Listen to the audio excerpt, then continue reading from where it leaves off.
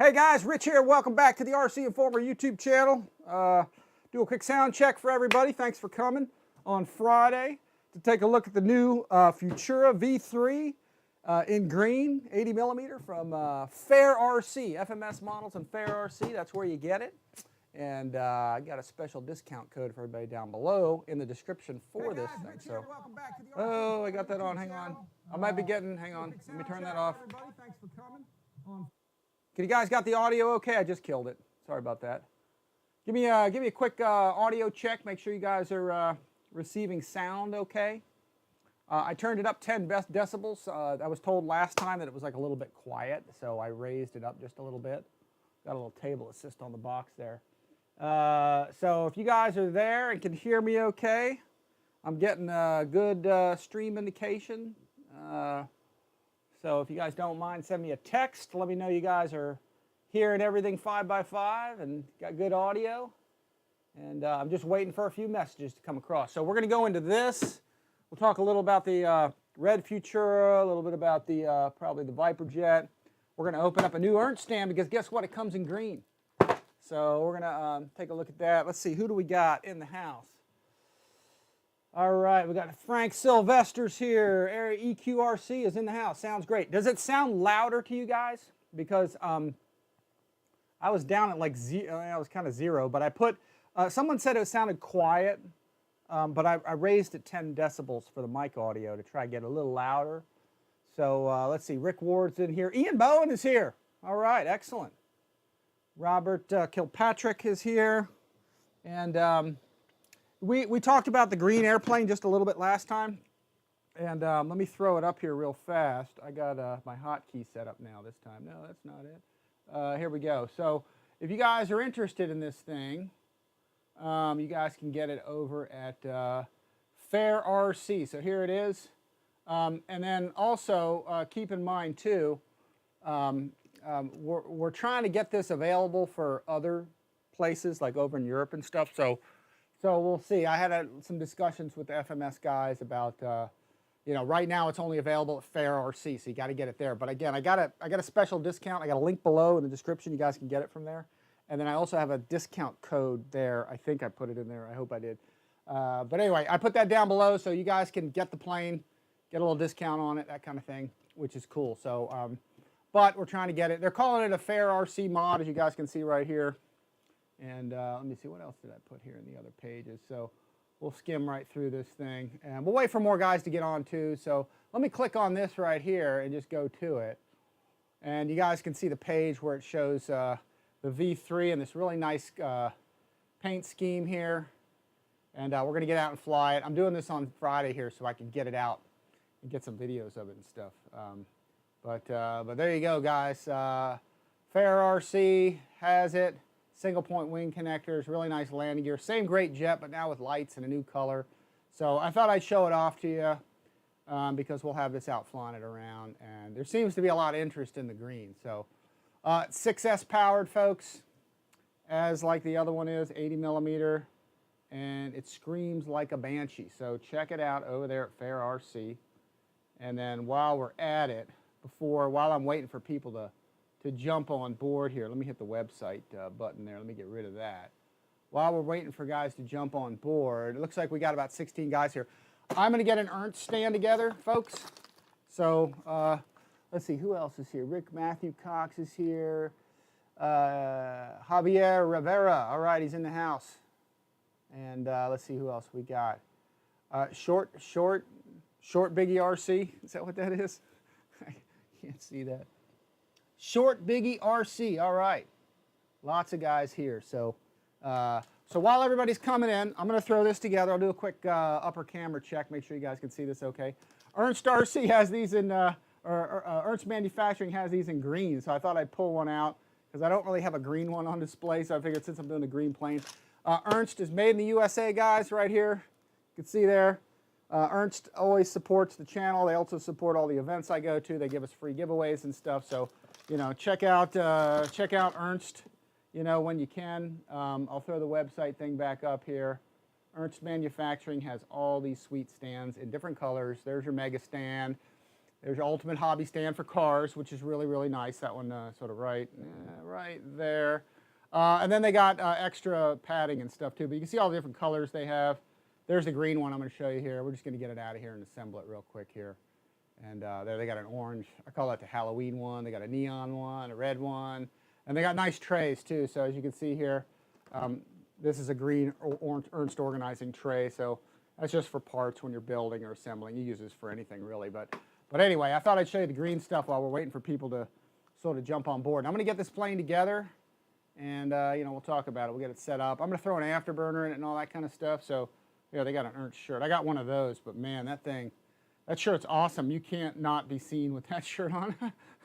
but it also wreaks havoc with the camera, especially when you have your camera, like, in automatic lighting or something. It just, you know, everything, all the color gets set off, and it basically just sort of goes to plaid and everything. So anyway, special thanks to Ernst for giving us the stands for all the events I go to, for free giveaways for everybody, and then also, you know, sort of sponsoring the channel here. So let me kill the website thing there, and let me just run quickly over to my screen so I can see the chats.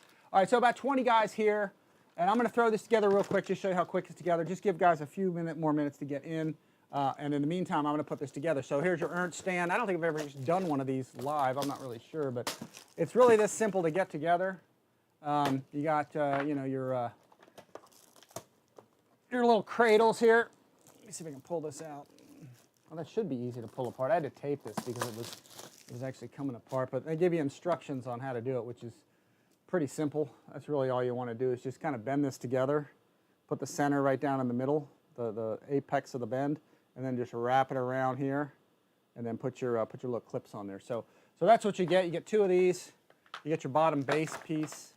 You get your foam padding, and you get these little clips, which there should be 4 of them in here. Yeah, these are rattling around in here. So, and they just look like this. It's just a little clip type thing. So that's all it is. There's 4 of those. So I'll kind of break those up, just get them off the tree. Okay, we'll slap these together. Here, we'll get this off of here. Get rid of that into the pit. All right, there we go. So here, I'll just take one of these and I'll do it like this.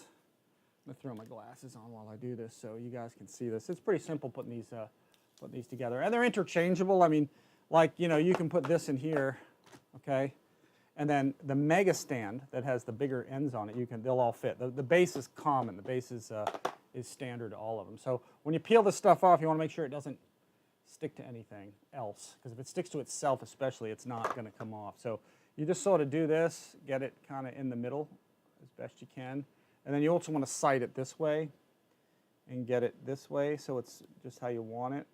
And then once you get that in place, and it's easier doing this when you're not on a camera doing this. So, but here, I'll get the center, push down there, and then just carefully kind of go around like this. Just going to throw this together because I'm going to use the green stand with the green plane. I thought it was a cool theme. We're going green today, guys, so, you know, it's just how it is. So here, we'll get this going around. There you go, and that's it. It should go all the way around the edge. Just make sure you squeeze it on there.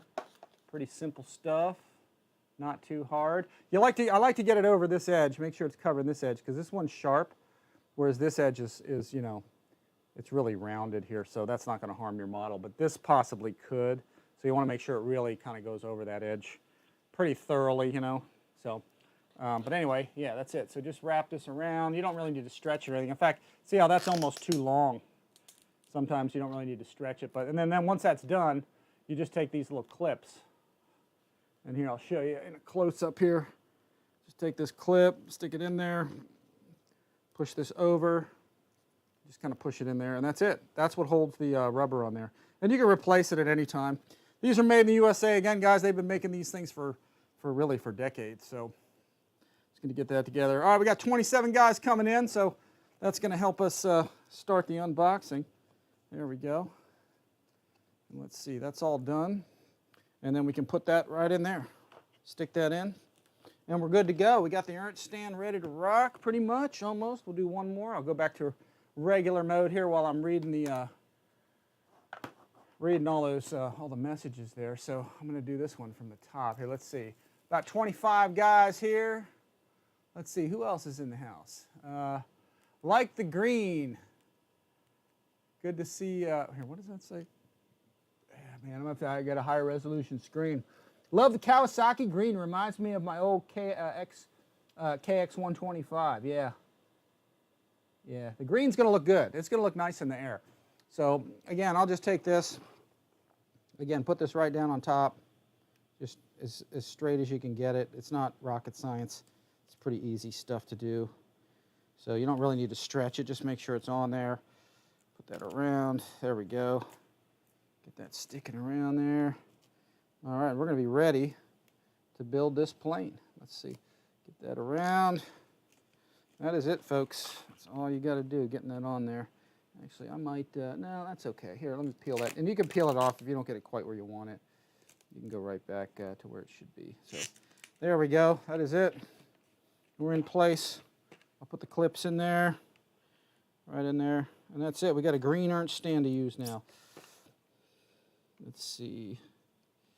Let's get that in place. All right, there we go. That is it. We are ready to go. Just making sure it's secured. Again, you can change this foam rubber anytime you want. There we go. So we're ready to go, and we're color coordinated now. We match. So there we go. We're set to go. All right, what do we got? We got about 30 guys here, so we are now going to get into it. Matthew Cox says, waiting on my afterburner from 5280. Yeah, I've got the 5280 burner in this Futura, the V3, the red one.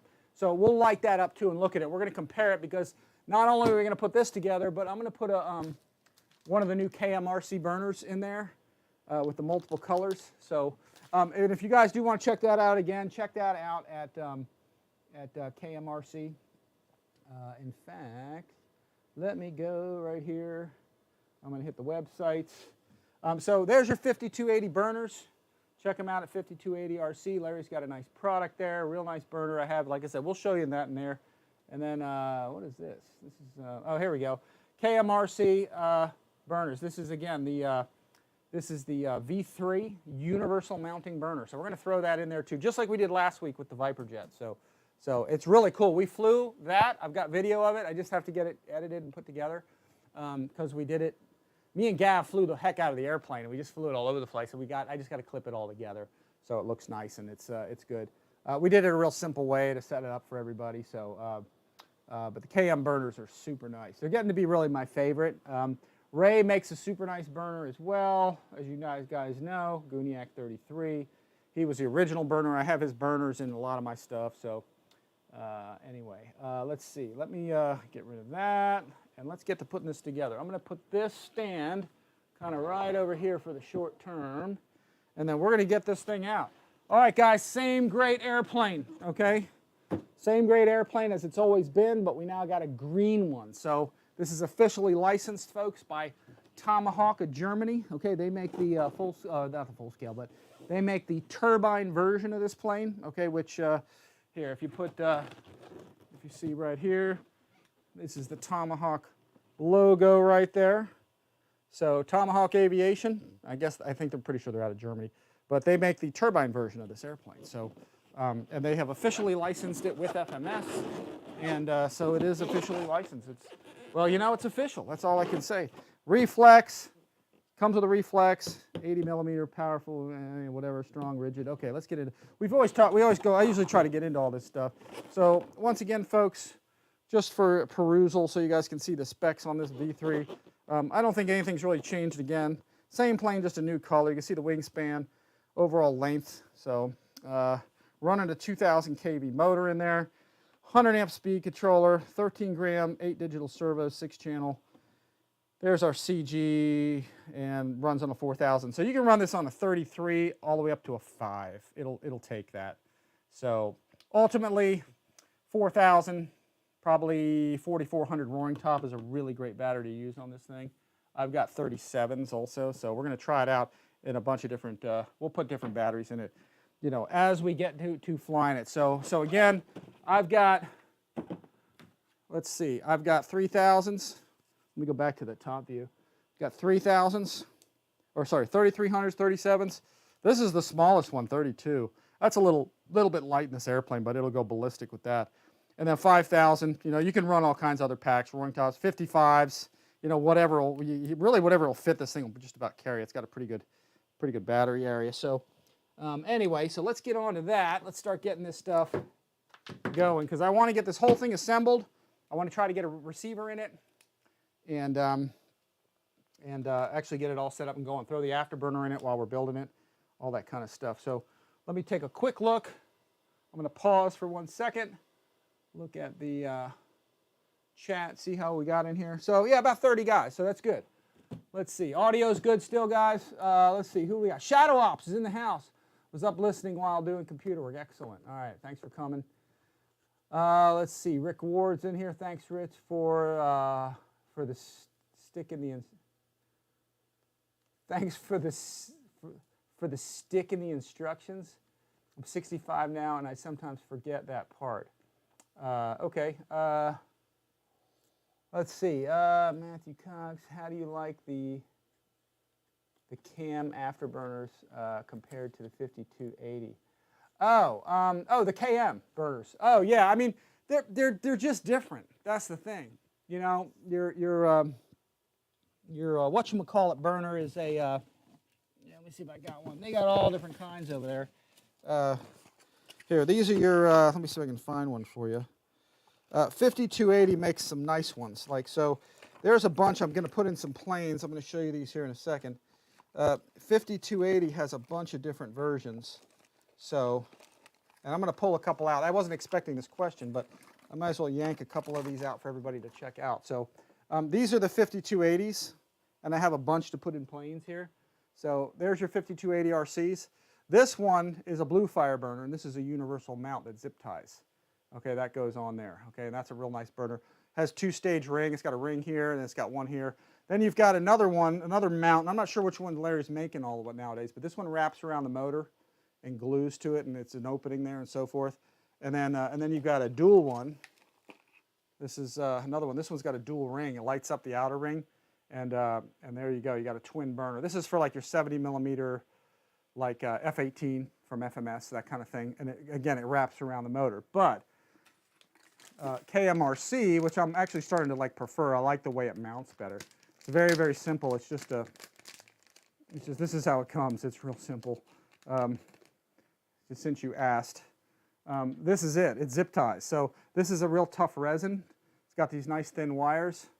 This is the version 3. Okay, so it's got a two-stage lighting system. It's got this one here. It's super lightweight. This weighs nothing. The wire's nice and thin, so it fits through. It's got a simple PC board with a button, so you can change the modes. Because this goes from orange to blue, orange to purple to blue, then it goes orange to purple. Then you can turn it on just for blue, which is the backlights.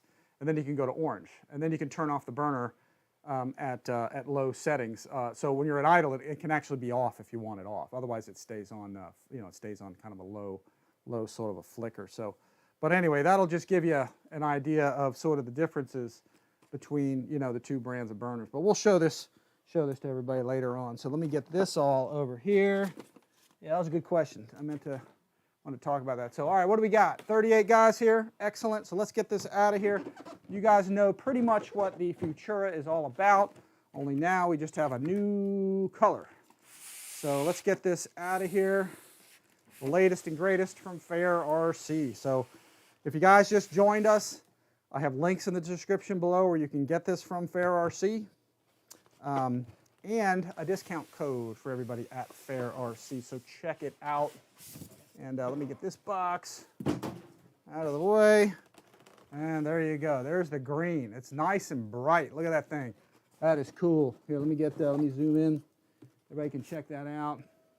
I'll get you all on the zoom here so you all can see it on the zoom in there. Let's see. No, it's going up and down. I need a remote for that. Let's see. I need a desk remote. Yeah. Well, anyway, so there it is. That's what that thing looks like. Fuselage is right down here. Or sorry, wings are here. Fuselage is here. And then you got your vertical right here, here, and then your elevators right in here. Wing spars kind of right here. And that's it, guys. It's pretty much ready to come out of the box and go fly. It goes together with just a few screws. I think wing screws are 4, tail is I think 3 or 5, but we'll get into that. We'll talk about that. We're gonna show you all get this thing going. So let's get it out of the box. Let's take it, go to the top view here. We'll switch you all over. We'll get full out on the zoom so you guys can see this baby. So let's get this out of here. Give you the top view and get it out this way. Probably the most effective way to do this here. Let's see. Let me lower my desk so you guys can get the full Monty of this thing. Let's see, I'll get my phone down there. There we go. Getting that out of everybody's way. There we go. We're down low so y'all can see that. That is it, real nice. So let me get my hobby knife, which is over here on my left, and let's cut this out. I'll try to answer questions as we go, as we do this. So I'm just going to cut right here very carefully. It's probably about the best way to do this. Cut right here, and then we'll get to here. Same deal. Cut right along the line. Cut along that line. That's a curve there. Don't cut too deep, just cut the tape. Actually, that's not. Let's get that going. There we go. Excellent. All right, so we got Rob's RC is in the house. He just jumped in. Again, Rick Ward is here. And see if anybody else is in this. I'm just looking at the screen here. All right, so we got those coming off. Make sure you get those loose. This one, the end of these things can be a little tricky because they have this sort of stack situation here at the end. So when you get to these things, just cut all this stuff so you don't damage the parts getting them out. So just cut right along here. Okay, right along here. Just cut along the edges so the whole thing comes apart. It's kind of like a Lego set, sort of the way you just want to split these up. In fact, you got to go all the way around this corner here very carefully. Just don't go too deep. I mean, you'd have to go in an inch or more to really get to anywhere where near the airplane is. So, and then I'll get over to here, same deal. They're very careful. You don't want to pry the parts out. You want to really take these apart. It's like stacked together like a pie kind of a thing. And then same over here. Again, you don't want to damage the parts, so just this is like the best way to really get into this thing so you're not damaging anything. Let's see, I think that goes all the way down, yeah. Doesn't have to be perfect. If you cut into the foam, that's fine a little bit. Not the airplane, of course, but the box. Here we go. Let's get this all the way around. Okay, and then once you got that done, it should separate. You should have it, yeah. And that's what you want to do is get it so these things come apart, you know, so you're not damaging the airplane, you know, just separate them. Make sure you got all the tape. So now they're coming apart, so we can get into this pretty safely without bending. So, and that's what you want to avoid when you're pulling these off. This one comes straight off. Okay, get rid of that. And then as you pull these up, you want to sort of take these. Let's see if I can get to this. I can't really see the picture there where I'm at. Here, let me change. Hang on, let me just move a window here that so I can watch while I'm doing this stuff. There we go. All right, now I can see my chat log. So you want to pull these up sort of together. Here's our spar. So I'll get that out and just put that down. Pull these up together. You don't want to take part of this off and then sort of pry up on something. You want to make sure all this just comes straight out so you're not bending things. There's a little bit of foam pad there. Real nice. Super nice wing. We've gone through, now we're at V3 of the Futura, so they've really perfected it. So a little bit of tape. Tape matches pretty close.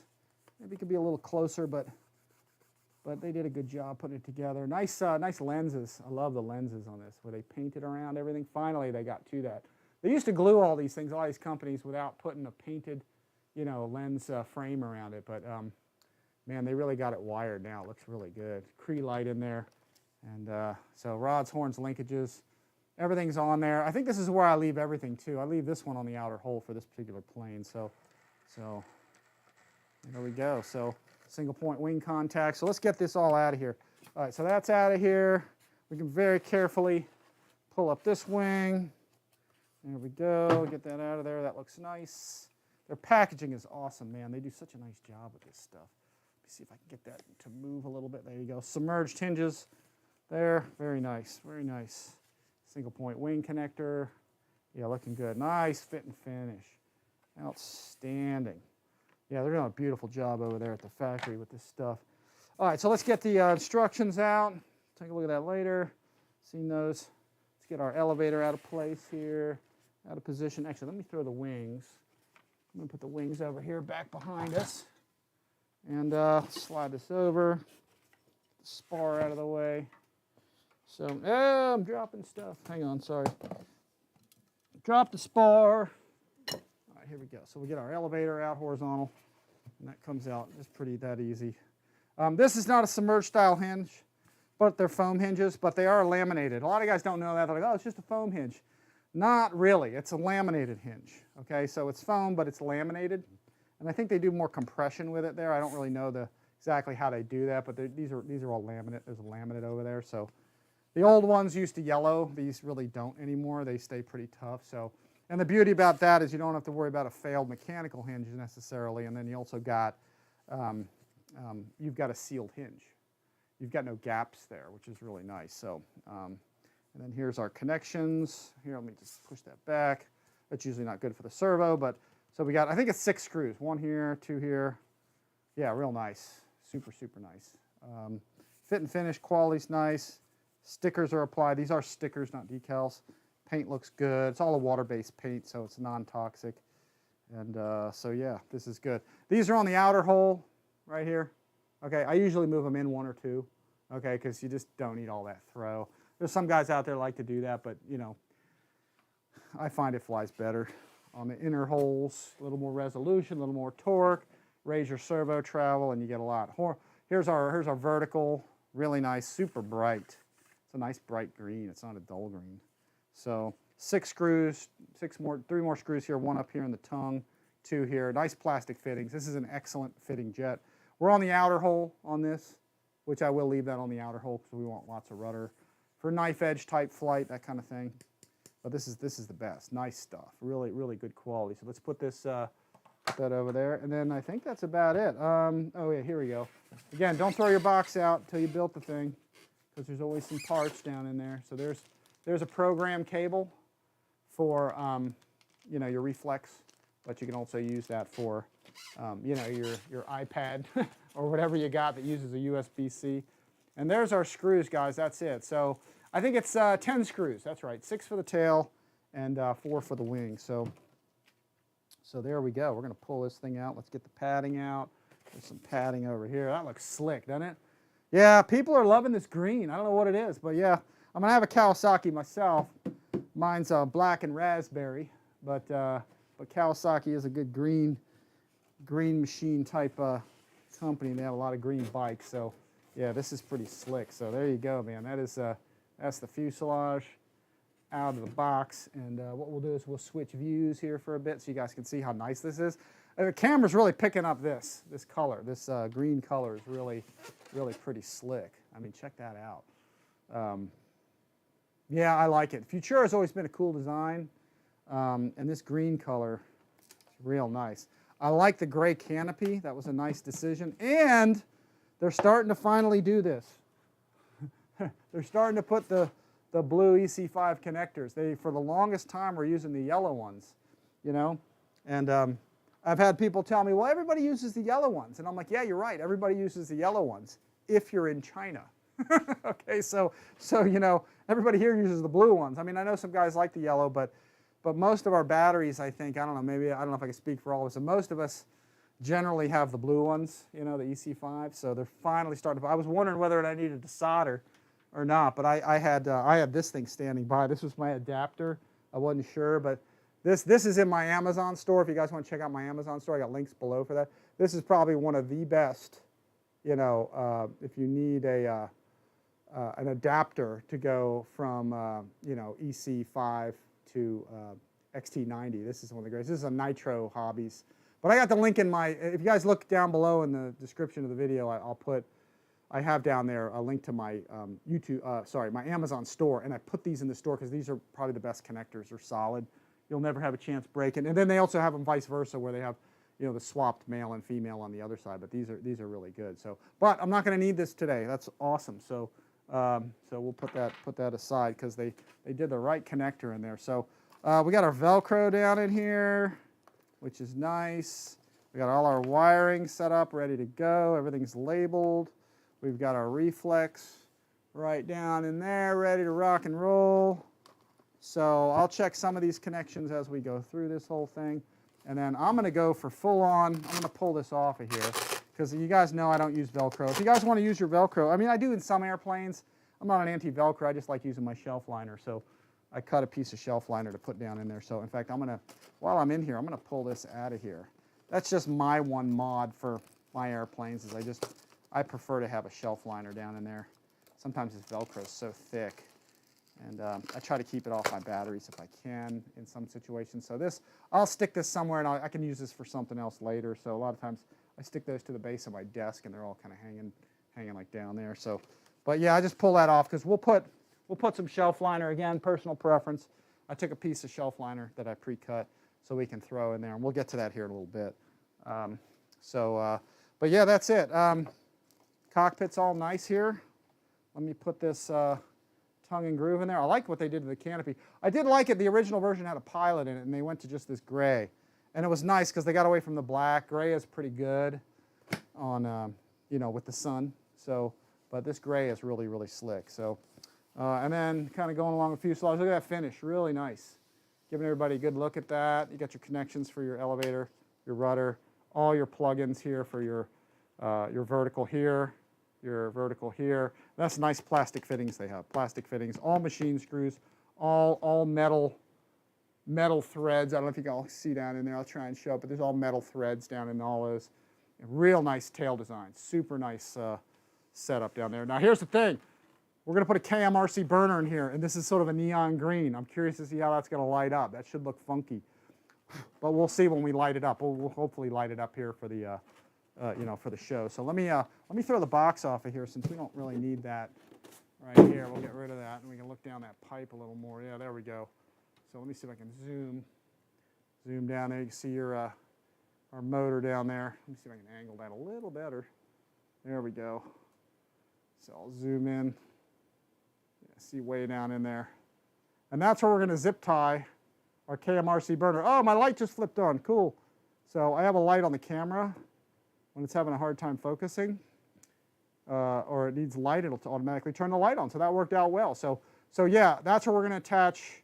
Actually, you can see the fins for the cooling fan that's in the back of the fan. That's in the back of the motor. So, but yeah, I'm dying to light this up with that green. They painted green on the inside. That's going to be slick. So we'll see if that looks any different or has any kind of a cool factor to it when we light the burner inside that green tailpipe. So. But let's see, there's the underside. Here's where we're going to put our fan or put our afterburner in there with the go-get-em wire. That's our fan hatch.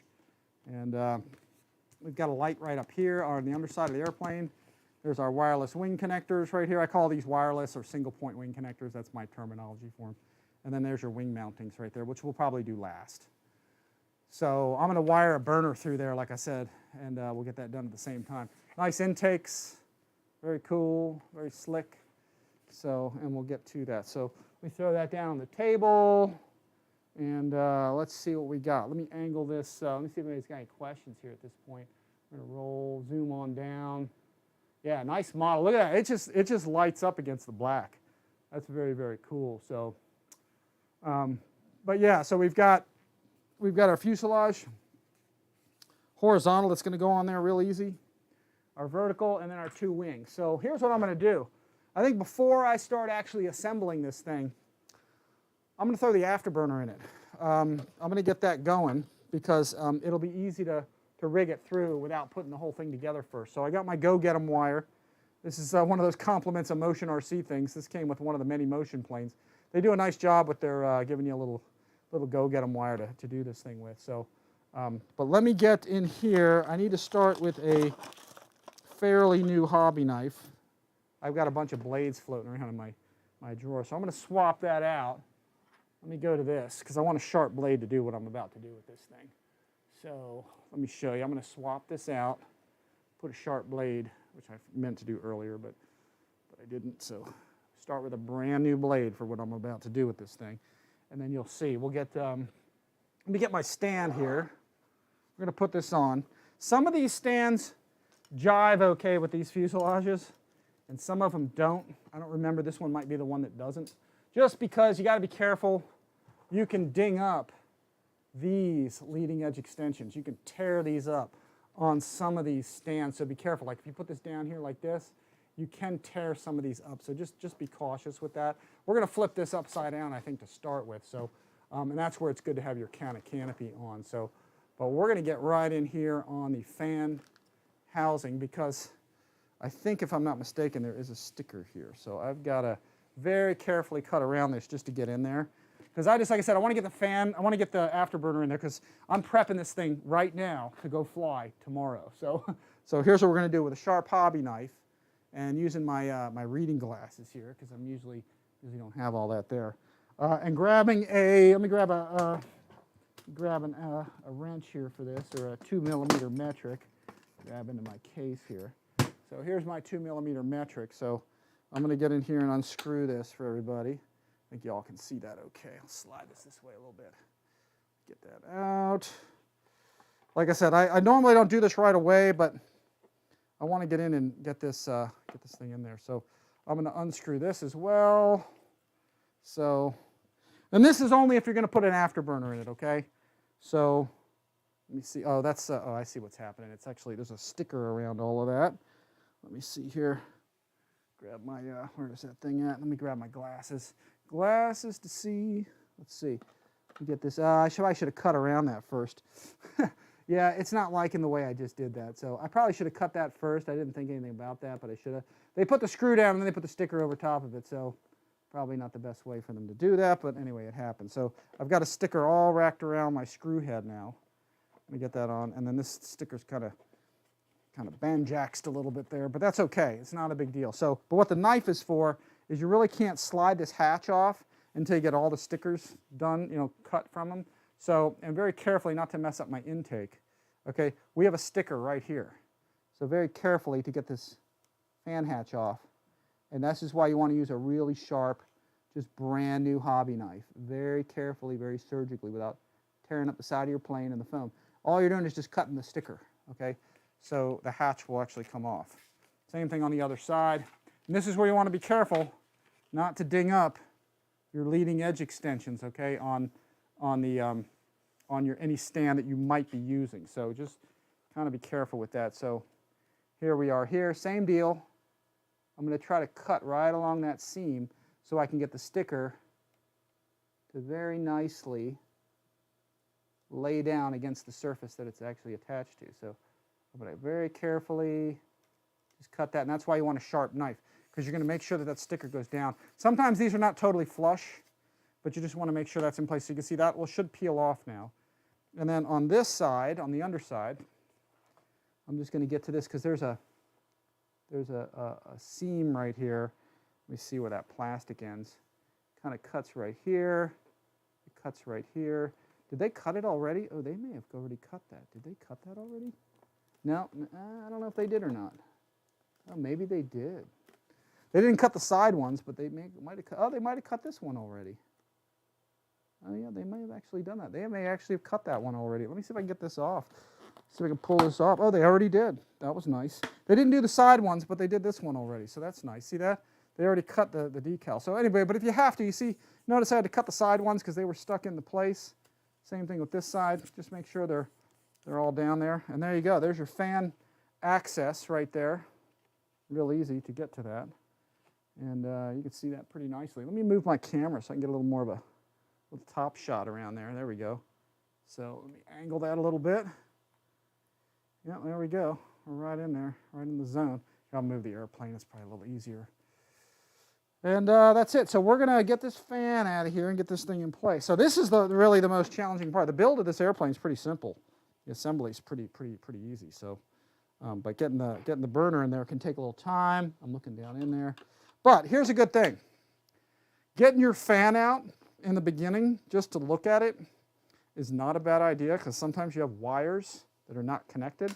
I'm putting my screws down into the base, okay, of my Ernst stand. That's like the best place to put all your stuff for the plane. So I'm gonna undo this. Let's see, let me get that out of the way. Go with this. All right, let's get that there.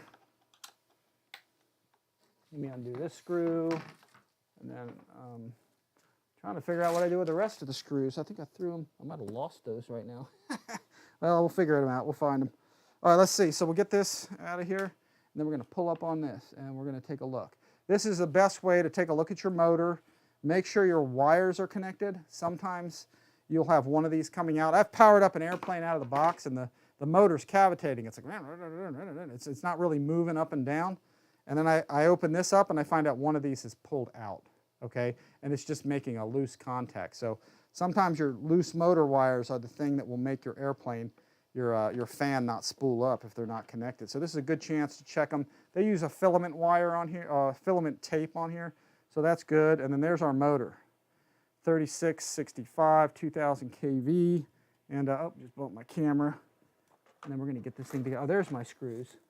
That's where I'm going to throw those screws down in there. I thought I lost those here for a second. I've got more screws around, so not a big deal for me.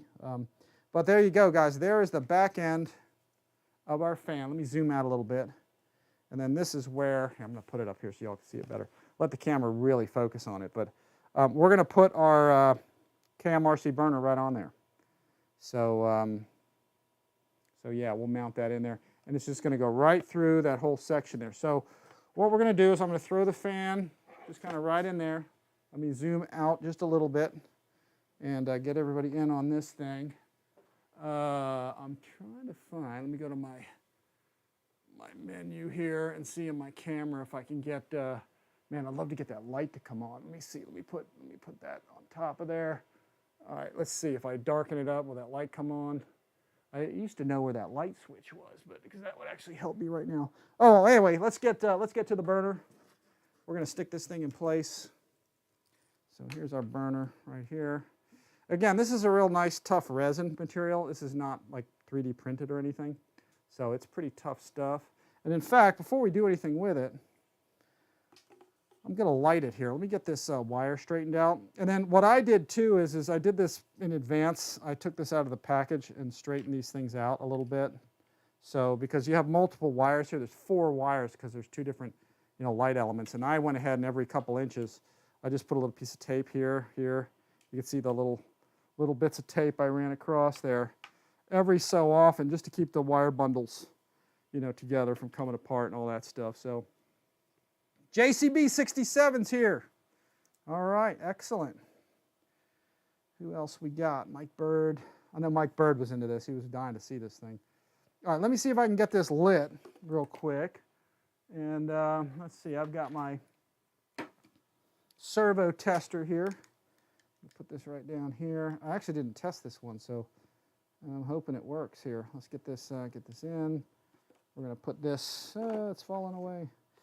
We're going to plug in this. Let's see what we got. Get this in place.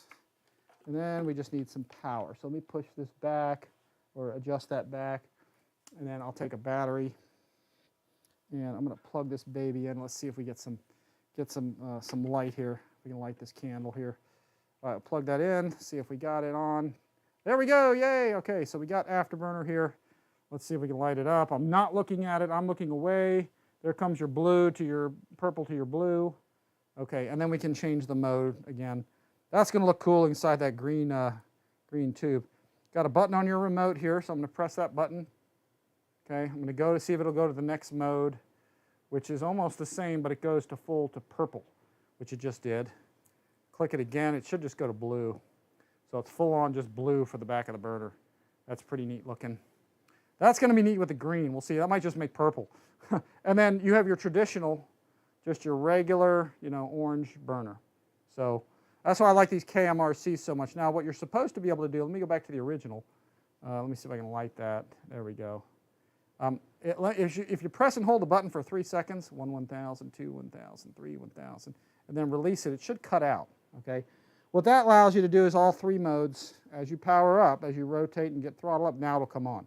So it'll stay off at idle if you want it that way. So again, I just wanted to test this out before I installed it because I really had not checked this thing out. I actually like mine burning all the time, light, so it's just me, I like fire. I'm going to press and hold this for 3 seconds. And release it, and it should come back on. So there we go. We got that feature back. So all right, we got a good burner. We've checked it out. Let's run it through the fuselage. We'll just unplug everything. Let's get this all out of here. We'll put this down. We're going to unplug that. I'll stick that underneath there as well. And then we'll go with our go get 'em wire. Let's see. Put this thing all the way down. Grab my tools. I'm going to start throwing all this stuff underneath my Ernst stand here. Let's get that all in there. We'll take our battery out of here. And then what I'm going to do for short term here while I'm working on this, I am going to take the canopy off. So I'm going to flip this. I'm going to go to my other view so you guys can see. Very carefully, I'm going to take my canopy off. Okay, get that out of the way. And then the go-get-'em wire, I'm going to take this with the round end, and I can see clear down into that fuselage all the way to the back. So I'm just going to push it all the way down there because it's not very far. I'm only going from like here to like here. It's only like, I don't know, 12 inches, 14 inches or something. And then when you push that through, you'll easily be able to see here on the top side of our screen here. Let me get this all out of the way. On the top side here, as we zoom down into this thing, you're going to be able to see if I reach to the front. See the go-get-'em wire down there? It's right there.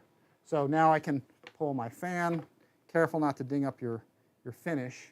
I'm going to push that go-get-'em wire through the front. I have my hand at the front of the airplane. It's like way over here. So, but then I can grab my go-get-'em wire. I don't want to hang this too much because I don't want to ding up the side of my plane. So I'm going to try and do this, try and hold it while I do it. But I'm just going to grab the go-get-'em wire here. I'm going to move this a little bit so y'all can see better. And then I'm going to attach my burner, which I have in my Ernst tray. Okay, we're going to take this end of it right here. And what I'm going to do, and this is a great feature of this, I'm going to put that down for one second. Great feature of this burner is you can unclip this. There's a little press. You press this little thing here, pull it off, boom, and there you go. You've got this thing disconnected from the main power board, which this main power board is meant for a dual burner.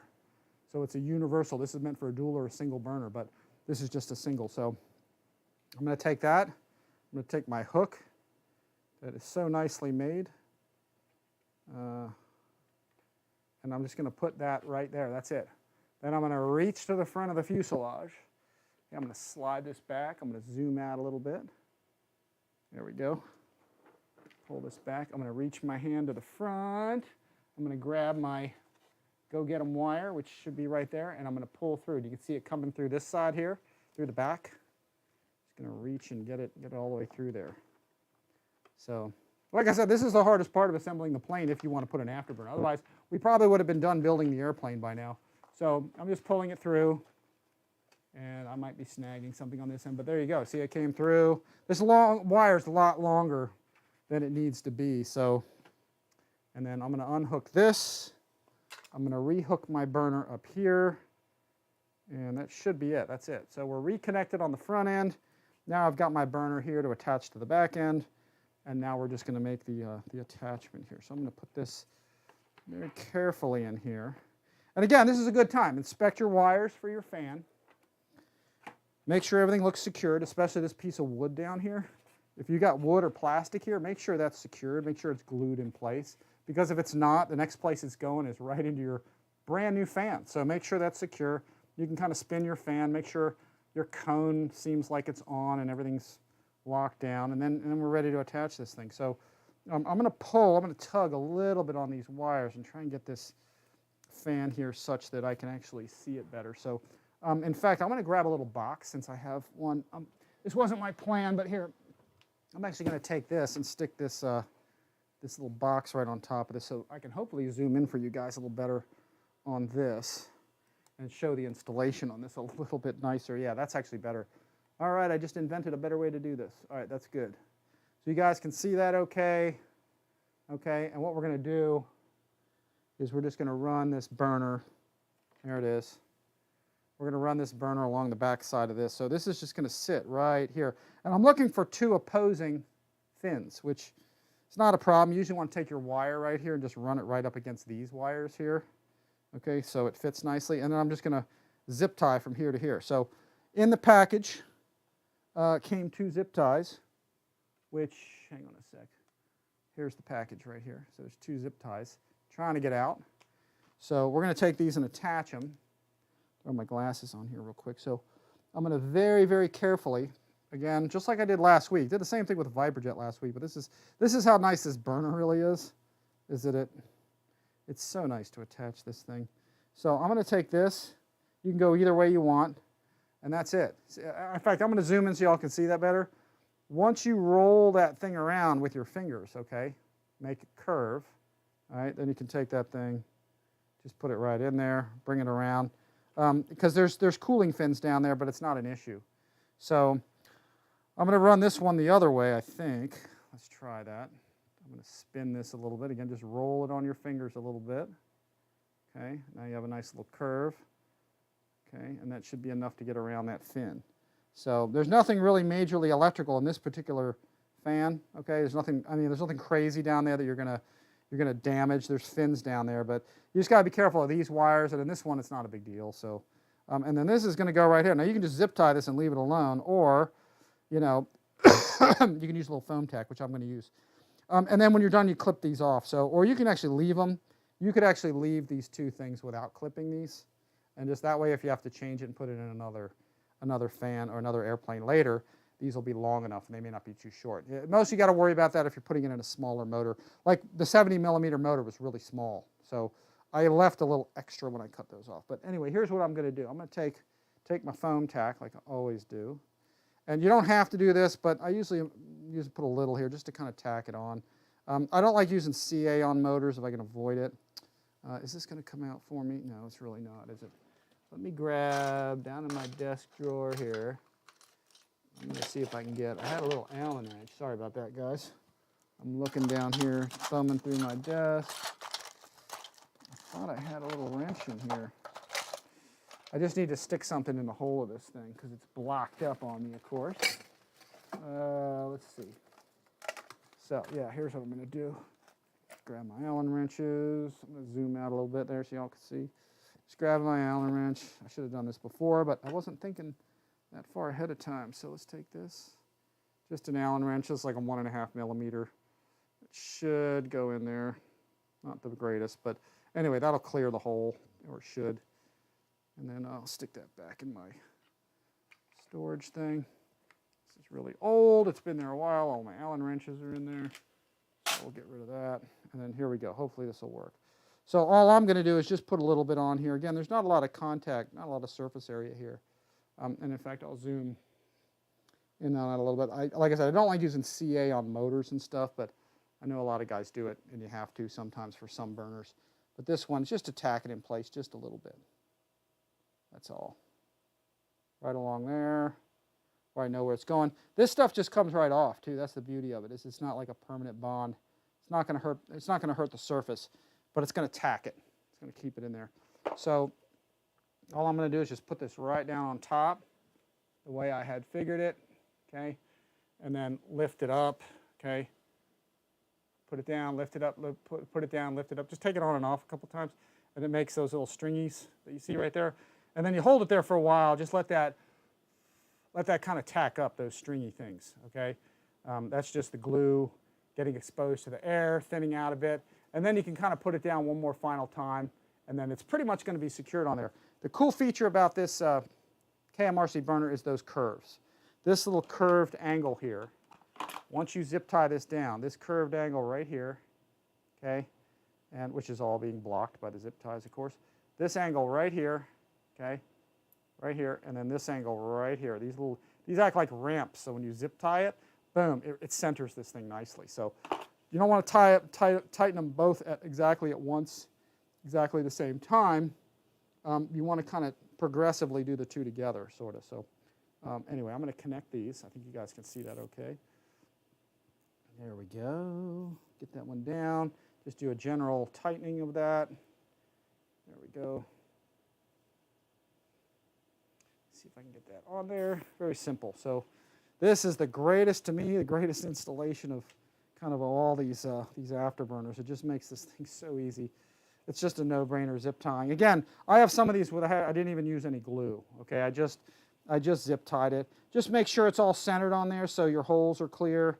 And this glue is, I mean, it doesn't matter. The glue's all going to blow backwards anyway, if there is any there. But that's it. Again, mostly you just want to make sure that your wire exit is, you know, in line with these wires right here. So there you go. Your wire exits are, it's all going to, all these wires are going to, this bundle's going to sort of stay together. So I'll probably use a little tape to get those get those actually exactly right where I want those. So anyway, now that we've got this sort of secured, we're going to tighten this, tighten these up.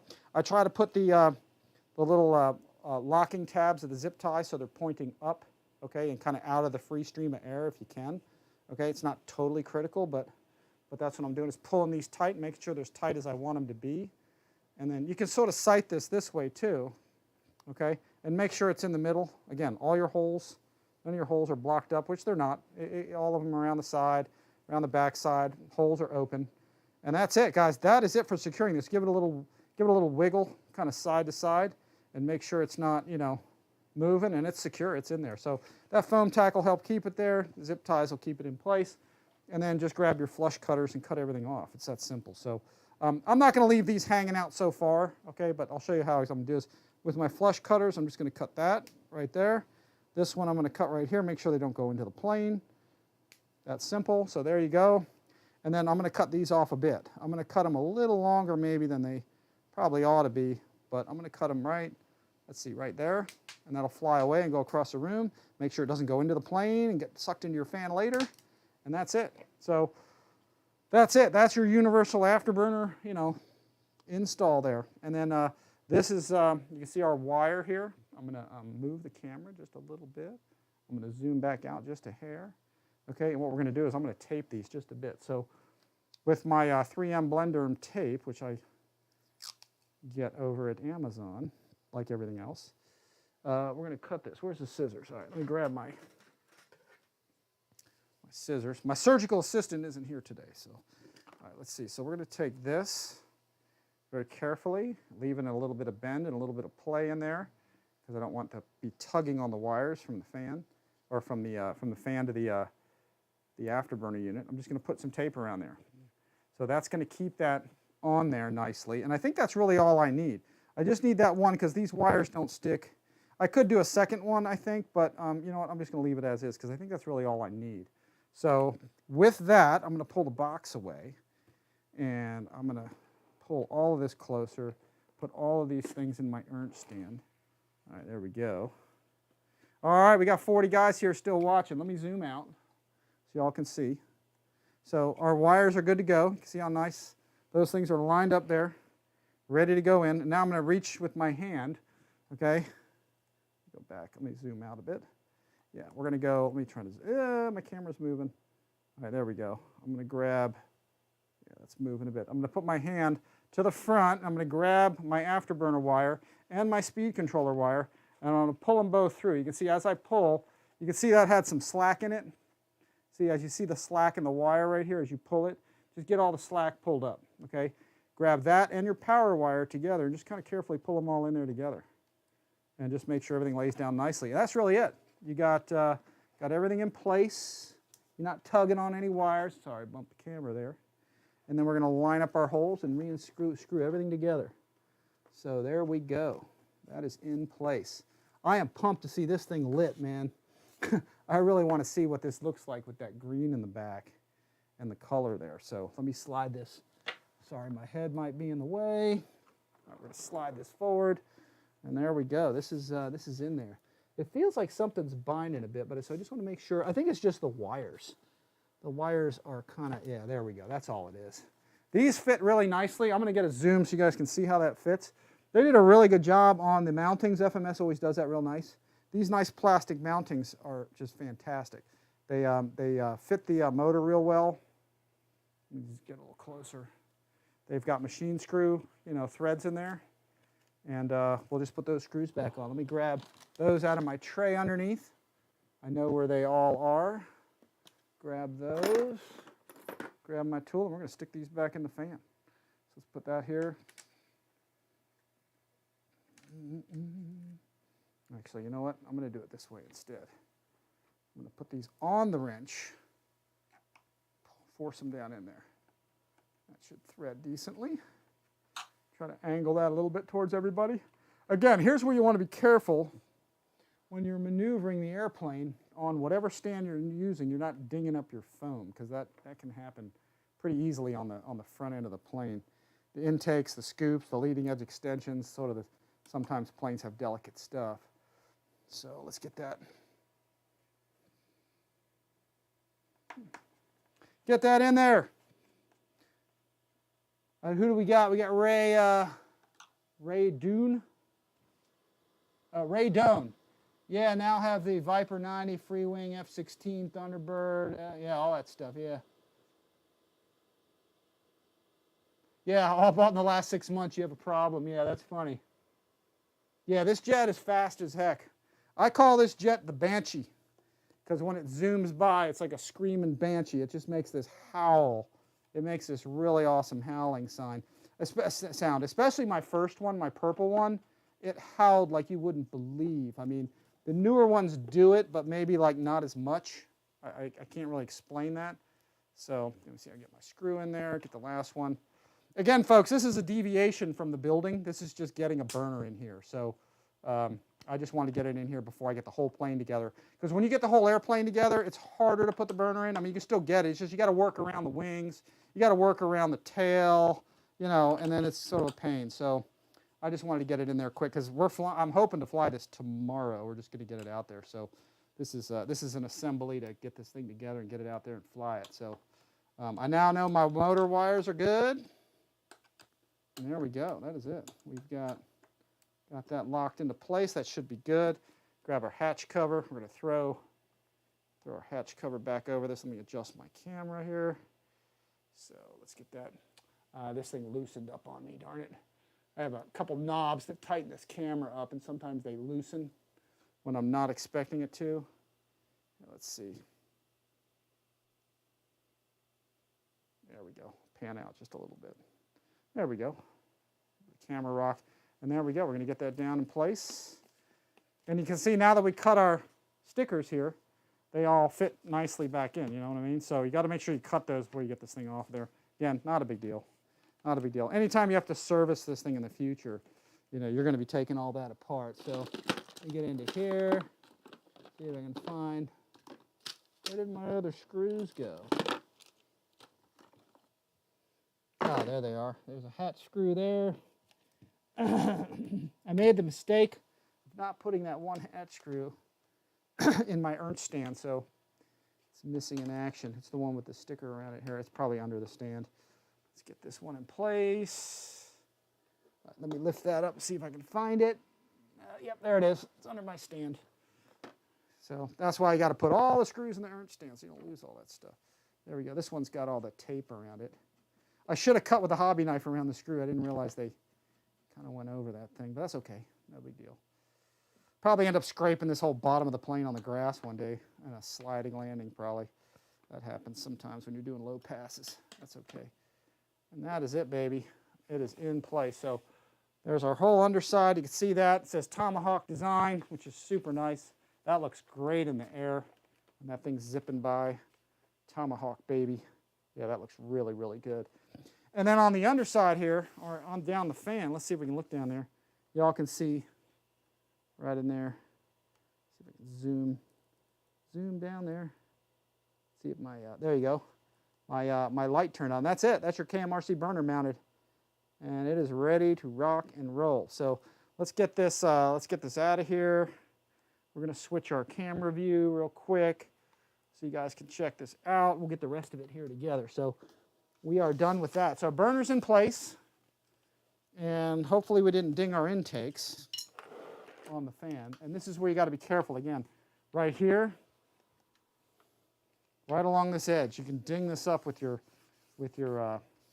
stand. You could tear that stuff up real easy. I've done that before with other Futuras. It's pretty unique to the Futura because it has such a long leading edge extension that runs along here, and it's or actually it's more like an intake leading edge extension. It's not really for the wing, but still, you gotta be careful not to tear that stuff up. So you'll often see some touch-up paint occasionally from the factory. So, but here's the front, what it looks like.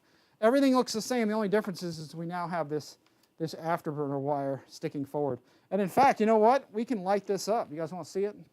Let's light it just because since we went to all that trouble. And yeah, let's see. Let's light that up. You guys ready? I'm going to point that right towards you guys. There you go. Look at that. That's right down the camera lens there.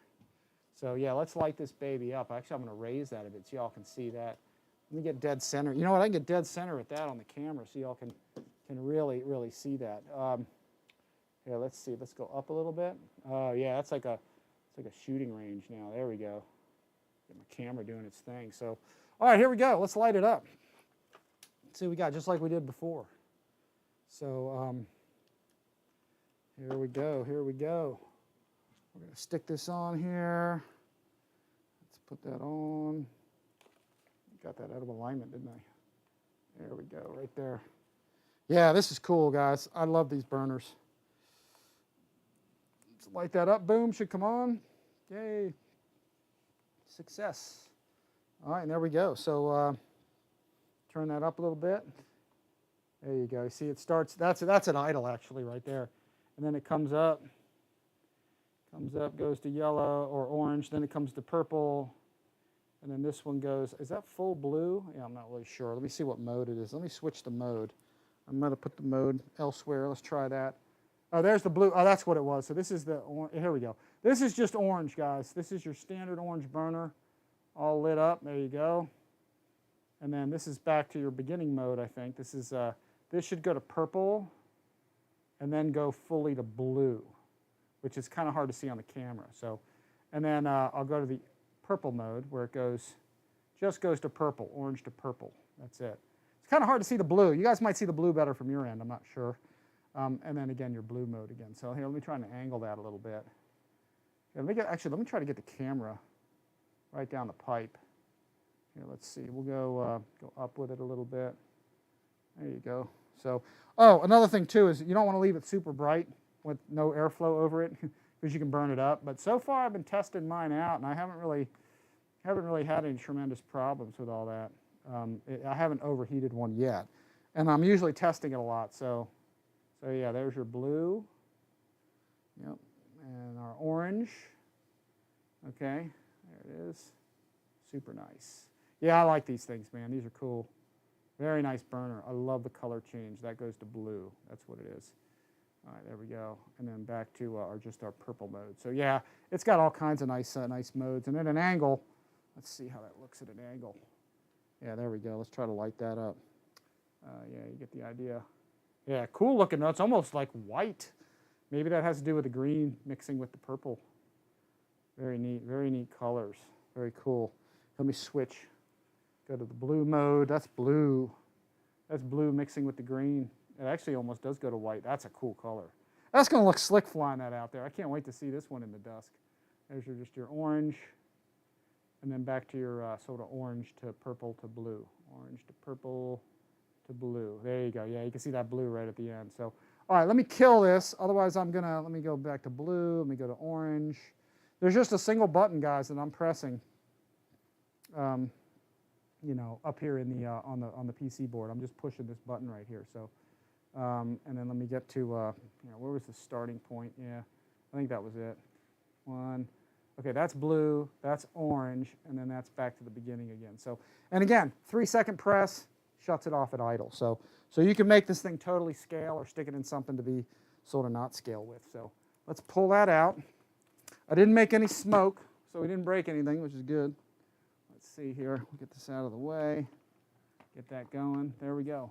All right, 44 guys here. Thank you guys for coming. I appreciate everybody stopping by. So, okay, so now that we've got the afterburner in it, we're ready to assemble this as though it came out of the box. Okay, so really, the time we've spent so far is just putting a burner on.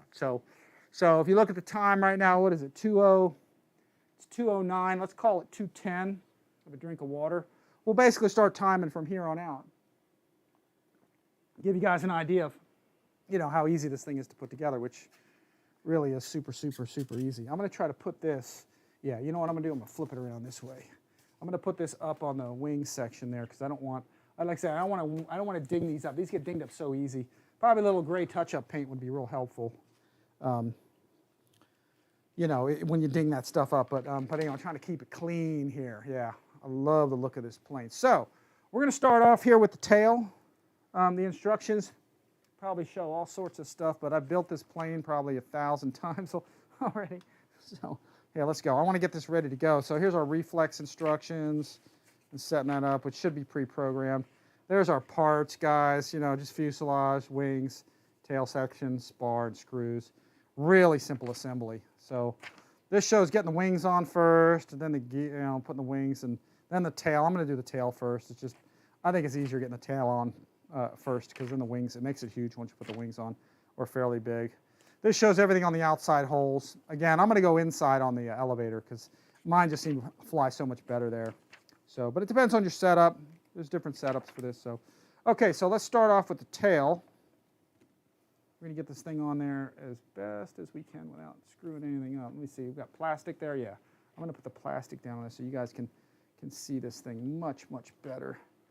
Let me get that. So the tail is going to go on right here. It's pretty simple. I'm going to pull these wires off of here. These parts are so well made and so easy to assemble. I just love how they did all this. Again, these holes, I'm probably going to put these at least one hole in, okay, if not even 2 holes in, because this thing just does not need a lot of tail throw. It needs very little to move along. I trim my planes, as you guys know. I fly for high speed. I'm not into the slow stuff. I mean, unless you got like a Rafale or something that's good for slow flying, or doing alpha, you know. Otherwise, this is fast jet, man. So I'm going to make it truck. So, but this is how simple this goes together. This just slides right in. Okay, this goes all the way in without the wires through. Here, let me pull this through. You can kind of do a dry fit of how this just sort of slides in place. And then your vertical is just going to go, your vertical is just going to fit in right on the top. So 3 screws for this tail section, 3 screws for your vertical, and that is it. It's done. So since I'm putting this together to really go fly it, you know, tomorrow hopefully, I hope, what we're going to do is we're going to take our connections and we're going to tighten them up. I'm going to make sure everything's tight. And you guys have seen me do this many times before, but I do this just before I put all this stuff together. So again, just pulling this apart, tightening up. In fact, you know what? I'm going to pull this blade off of here because I had another blade that was a little duller. I actually don't like to use a super sharp tip actually when I'm doing this, and that's a brand new blade. So, and usually when you do it with a brand new blade, you end up taking the tip off the brand new blade. So you're better off. And actually, I'm going to use that brand new blade actually for getting the battery floor in place. So the shelf liner. So here we go. So I'm just going to pull these. These are both elevators. I'm just going to crack this open here, or very carefully. Just lift that tab up, and then very carefully with my knife, get to the tip of that thing. And just push down on it. Just make sure it's a little tight, that's all. Because these connections, you don't get in there very much. So I just tighten them up from the start, from the get-go. Do you have to do this? No. As you know, you don't have to. They're probably tight enough as is, but sometimes you get one loose connection. Just tighten it up. And then that ruins your day. So again, all I'm doing is tightening the metal so that when the male end goes in, it's not a loose connection. I'm just taking my knife, pushing down on one, so it's tighter. So when you put that in, it's actually a better contact. That's all I'm doing with this. So let me get these. Let me get this one done. I think I did that one already. Yeah. Let's get right on the edge of that. I have very, very, very, very few in-flight failures of anything. And that's, I think, largely because I do this with all my planes. So I hope I just did the right one when I pulled that off of there. I have to check that again. All right, here we go. Let me put down on that one. No, I hadn't done that one yet. We'll get this one. I'm watching my screen as I'm doing this so you guys can see what I'm working on here. Very carefully. Let me pull this up. All right, this is sort of the slow part, but again, tightening each one of these up goes a long way, especially when you got an elevator and you got ailerons and stuff. On this plane, I'm not going to mess with the ailerons. I'd have to take the whole wing thing out. I'm going to leave those alone if those are working. But at least getting the tail and the ones that are easy to get to. Okay, so these are all done. Those are all finished. So, and then before I go on to anything else, so I can get this all done in one shot, I'm going to take my vertical, this is my rudder servo here, and I'm going to do the same one to that, just so all 3 are done and I can get this whole thing together pretty quick. So, again, folks, not necessary, but if you do this, you're going to have nice tight contacts in the tail. You're not probably going to worry about it much. You got to be careful not to damage these things when you do it. You just got to push lightly on that tip of that thing. I did make a separate video about this. It's called Save Your Plane. You guys can check that out, and shows you how to do this in much better detail than this. In fact, I wonder if I can zoom in a little better. I might be able to. Let's try. So, too much. There we go. So all I'm doing is getting to that tab right there. And I'm just very carefully getting to the tip of that end. Actually, I can't see where that's at. There it is. Getting to the end of that, and I'm getting on top of that and just carefully pushing it down. Not real hard, just a little. And then you'll tell, when you put this contact on, you'll feel it go in really, really tight. So just wiggle them, make sure they're in there. And it looks like we got it. So I'm going to get rid of the vertical, put it down, go back to the horizontal, and then let's get this thing on there. So I am going to connect these. These are the nice locking tab type, okay? So we've got these locking tabs there. Let me pull these off of here. Pull that. Let's see, pull this. Let's see, I'm going to slide this thing a little closer. Back off a little bit on this. All right, here we go. So let's get these in place. Doesn't really matter which one goes where. So let me just connect the two, because they're both basically elevators on a Y harness is what it is. So we'll get that in place. And I can tell it's going in there really tight.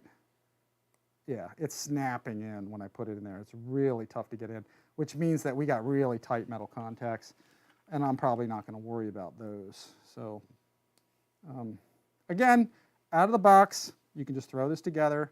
It should go fly. Contacts should be tight, and you're good to go. But I go the extra step just to make sure, because I get I get pretty aggressive with flying some of these things, and I just don't want them coming apart while I'm flying it. So you can either reach through the front and pull wires, which I might do because these are kind of long, or I might just tuck these down in there. Let me see if I can.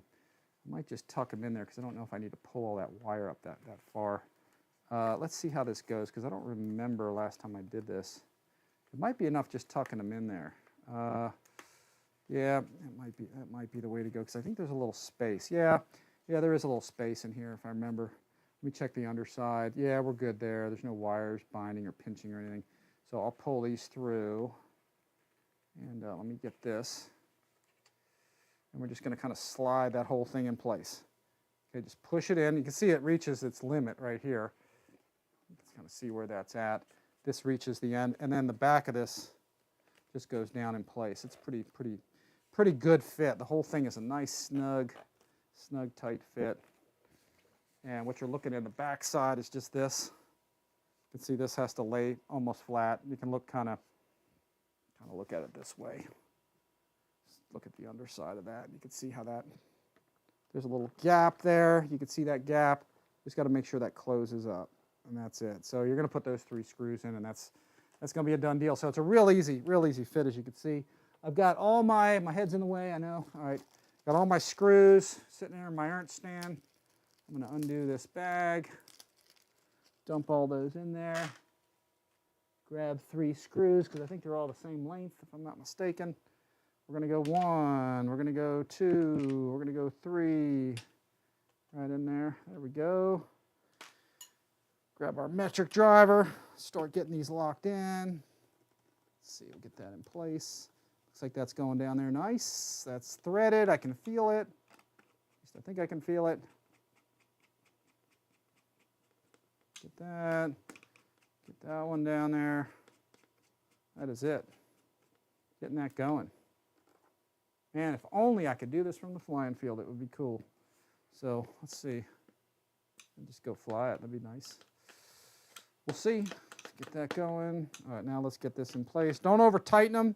If you over tighten them, you'll start to see these compress, okay, and kind of bend in, which this one was just starting to do, which means I probably over tightened it just a hair. So don't go too tight with it, but get it enough where everything gets pretty flush. If I remember correctly, this doesn't get super flush. It should, but it doesn't. But these angles, these edges are what you're really looking for, is right here. Make sure that it's all, there's no gap there. That's all you're looking for, is to see that that gap is down there. It's nice and tight, which it is. So that's it, tail's in place. At least the horizontal anyway. And then that's it. We can tuck these wires right in here. There's plenty of space. They put quite a bit of space. I don't know if there's a protrusion. I don't think there is. So same thing with the rudder. I'm going to pull this tape off. I don't know why this tape is stuck here. Some extra filament tape you could use for something else if you needed to on the plane, but I think we're good to go. So I'll take the vertical. Now we'll just get that on there. See, oh, I'm missing a screw there. All right, so we'll get this. This is the nicest fitting, one of the nicest fitting tails on a plane that you can put together. So I'm going to put this in. Let's lock that down. There we go. That's in there. And then I'm going to tuck this down. I could, again, go to the front of the airplane, pull it through this way, you know, in that direction, just pull it through. But I think I can tuck most of that down in there. There's plenty of space down in there, yeah. So we're good. And then I can eyeball it again from the side, which I'm going to do here. Adjust the camera just a little bit. Just going to eyeball that from the side, make sure that wire is going there. Pretty simple stuff, not hard. And then this is going to go right out. This is a beautiful plastic fitting. It's a plastic fitting right into another plastic fitting, so you can't really beat that kind of connection. Look how nice that is. Look how machine fit that thing is. Same thing on the other side. Yeah, that's to be appreciated. That's great plastic moldings right there. You really can't get better than that. Same thing with that front section. It's just, it's a really nice fit. You know, hats off to the FMS guys for, you know, designing such a nice tight fit thing. So nice parts. So we'll take our screws, 1, 2 in the middle, 3 on this side, being careful not to ding up my leading edge extensions for my intakes. So, and then we'll tighten those up. So pretty easy fit. That should go in there. I want to make sure I'm not cross-threading it. It sounds kind of like I am, but I think it's just a tight fit because otherwise it would really lock up on me, and it's not locking, it's just making noise. So same thing on this side. Let's get this one going. Actually, let me get to the middle. Tighten that one down there a little bit. Yeah, that's gripping. That's nice. Oh, that bottom's out nice. What a great assembly. Like I said, I can't say anything negative about this. Probably the only complaint I have is it would have been nice if they changed the number. Because, or is this an 01? No, that's 10. 10. Okay, that's right. No, I'm reading it backwards. Yeah, because the red one is 10. It'd be nice. I guess you could peel it off, change the number if you wanted to. It's almost like a racing jet or something, the way they have it set up to be in a paint job. It's almost like a stock car or something. Futuristic, which is why it's called a FUTURA. All right, let's get that in there. Yeah, that was just a squeaker. And that is it, guys. The tail is on. That is all we got. So let me flip it, swap our cameras. There we go. So we got our tail in place. It doesn't get really too much easier than that. That and the Viper jet, real simple and real nice designs on the tail. Man, that color really stands out. Man, my throat. Hang on a sec, guys. Let me get a drink. All right. Still got 36 guys here. Appreciate everybody coming. That's neat, the contrast of this compared to the red one and how bright they're going to be good. We're going to be racing these together. Probably me and Gavin and Ron and some of the guys will get out there and race these around. But that's it, folks. That is it for your tail. It's all on there. Ready to rock and roll. Ready to turn and burn. So yeah, it's slick. I tell you, it really glows. I didn't know that it was going to be quite this bright, but man, that's going to be easy to see. Question is what is the bottom? I don't remember what the bottom looks like. Oh yeah, the bottom's going to be nice and bright too.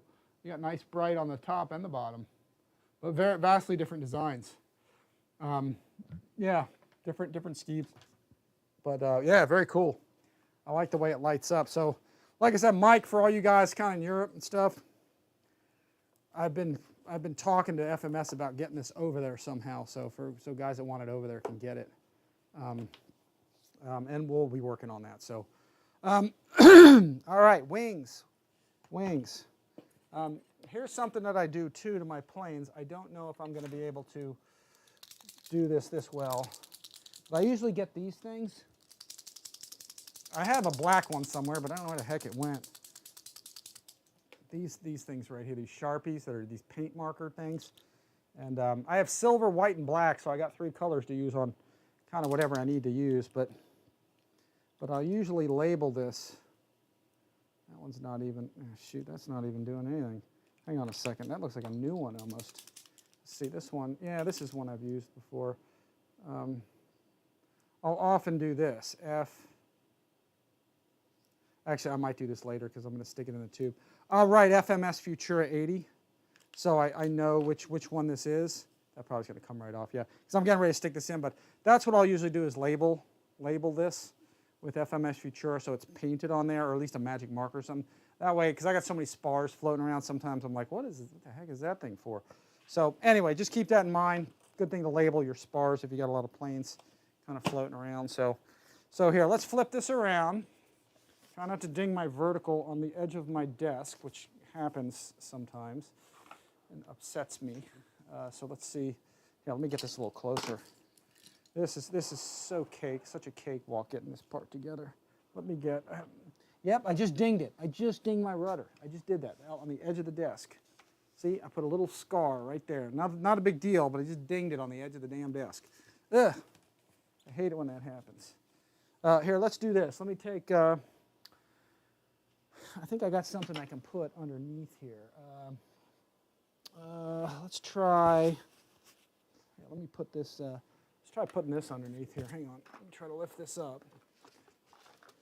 Try to get something, sort of a little extension on there to get this. Yeah, now I can get this a little farther over. Yeah, there we go. And that shouldn't cause a problem.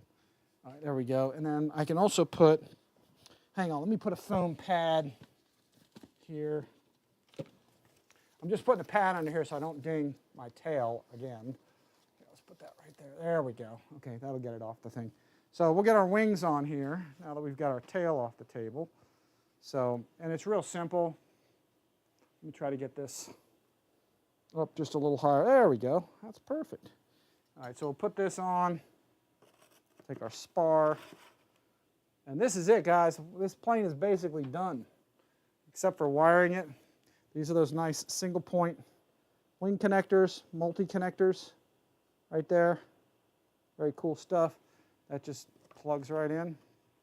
Just slide that wing in place. See if I can get that in there. There we go. And you've got some of the nicest plastic fittings around, period.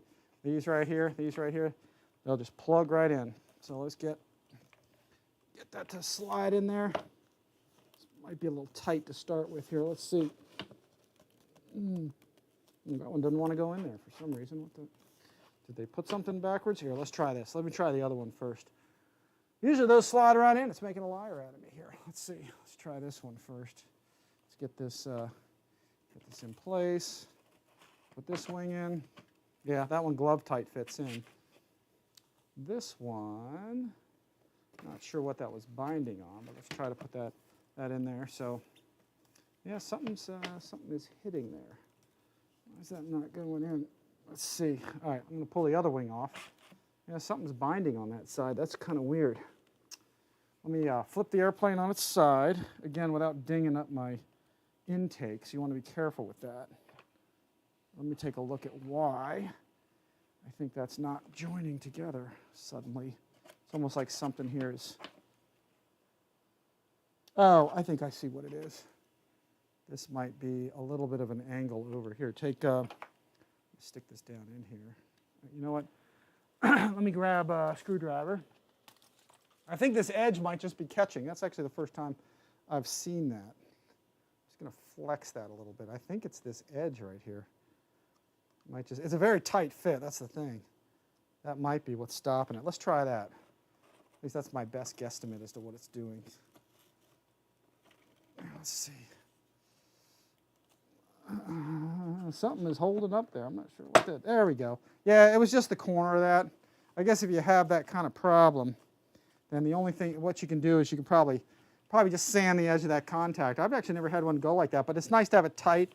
Probably flying this and putting it on and off a couple times, taking your wing apart and assembling it, reassembling, disassembling, or whatever. It'll probably loosen up. So, but I'd rather have a nice tight fit and snap-on like that than have something that's loose. So, the wing spars on this are nice and tight. Let's get that in, and that's it, folks. This fits together pretty nice. So, let me just grab a couple screws here. All right, and then we'll stick some in here.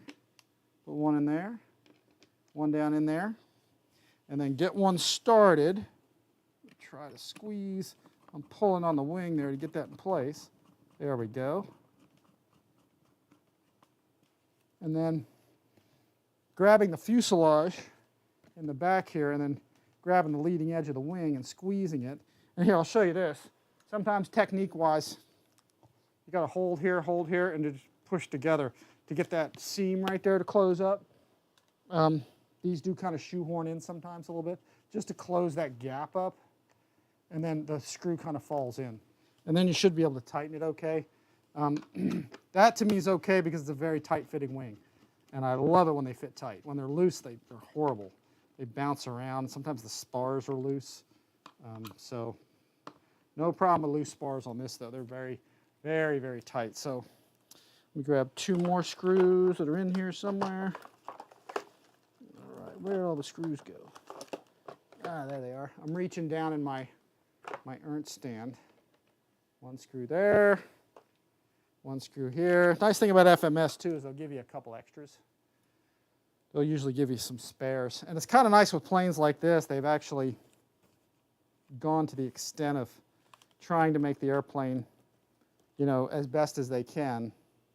Assemble with all of the same length screws so you don't have too much stuff that's different, you know. Because if you have all the same size screws, there's no confusion, you know. And it's easier for them to supply one length of screw. So yeah, they've done a good job with some of this kind of thing. So there we go. Once you put these wings together, your aileron, your aileron, your flap, your landing gear, and your wingtip lights, they're all secured. So that's it. 4 screws here, guys. 6 for the tail. And we are done. So let's flip it around. You can see what I did. I just put an extender underneath here. I just put this foam block underneath here just to kind of get the stand off the table. See, that's where your rudder, right here, where your vertical can ding on the tip of your desk. And that happens to me quite often. So when I'm not paying attention to what's going on. So what I'm going to do is I'm going to get the landing gear down. Let me move my pad. Oops, shoot, I almost knocked that off. Let me get my pad over there on the desk better. In fact, here's what I'm going to do. We're going to put the landing gear down on this thing first is what we're going to do so I don't have to fool with the stand so much anymore. So let's do that. Servo tester. So let's do that. Everything should be connected. I should be able to connect this and have the gear fall right away. So let's try that. See if we can get that rolling. Let me find the landing gear right here. Just going to plug in the gear wire to this. There we go. And let's see what happens. See if we get that gear coming down. I'm hearing some sound going on. There we go. I just heard it initialize. There we go. 3 green, baby. That is it. So we got some lights on. Obviously, that's connected to that circuit. So let me unplug that. So there we go. We got the landing gear down. Works beautifully right out of the box, as we would expect. So yeah, real nice. Everything looks good. The centers look lined up with the center line. Yeah, we look good. Everything looks nice. So let's take the stand. Let me move my upper camera just kind of a little more out of the way. And I'm going to put this down on the table. Tail's going to sit because there's no weight in the nose. I'm going to put this stand right somewhere down here. There we go. And everything else is in there that I should need. And that's it, guys. That's how she looks, all done. So that is, see if I can get a battery. I'm just going to throw this up here to keep the nose down because you need weight in there. That's how this is, how this thing is set up. So I'll just slap that down there. We can take a look at it. And then I'm going to get the receiver all set up and ready to go. So that's it, guys. That's how she looks. Make sure we're not rolling off the table there. Yeah, super, super nice. That's the whole look of it. Man, that thing glows. This is going to be popular. I think people are going to really want this thing. It's a nice color. Very, very slick. That's the top. That's the underside. You can differentiate them pretty good because you got that black Tomahawk logo under there with the white in the center and then the green wingtips. So that's a good contrast from top to bottom pretty much. So yeah, very cool. Very nice. Nice compression, of course. This thing will handle quite a bit of abuse. I was out in a rough field the other day flying that red one, and Yeah, it was rough landing, rough terrain, and it handles it just fine. So, yeah, very, very cool airplane. So, all right, what do we got? We got, take a couple questions here, see what you guys are talking about. 41 guys here, so I appreciate everybody coming by. Timothy Tootin is here. Let's see. Recovering, still prostate cancer surgery. Oh, bummer. Rainy day in Michigan. Well, glad you could come by, Tim. Let's see. Yeah, being in the hospital sucks. Surgery sucks, but I've done it a couple times, so yeah, it's a bummer. Let's see. Who else we got? We got Castillon, Vuela, Passion por Hobby, whatever. Yeah, I can't read that one. That's a tough one. Chris Dolan's in here. Yeah, that's pretty sweet. So, all right, guys, I am digging this. I love Futuras ever since they put the first purple one out, purple and red. Now they're version 3, and it's pretty sweet. So, burners in there. So I'm going to get this wired. We're not even going to stop. We're just going to go with the full-on setup of this thing. So I will probably go through most of my inside connections later. You guys know I like to tighten up everything. But for now, I'm just going to get it together for the purposes of this video. And what I'm going to do is I need something. Here, let me see if I can put, I don't know if I want to do this with the stand. Let me lower this as best I can. Yeah, there we go. Get all the way down. Switch cameras, and we're just going to go with a receiver. This is a receiver I've had in other planes, so I know it's a good one. 8-channel.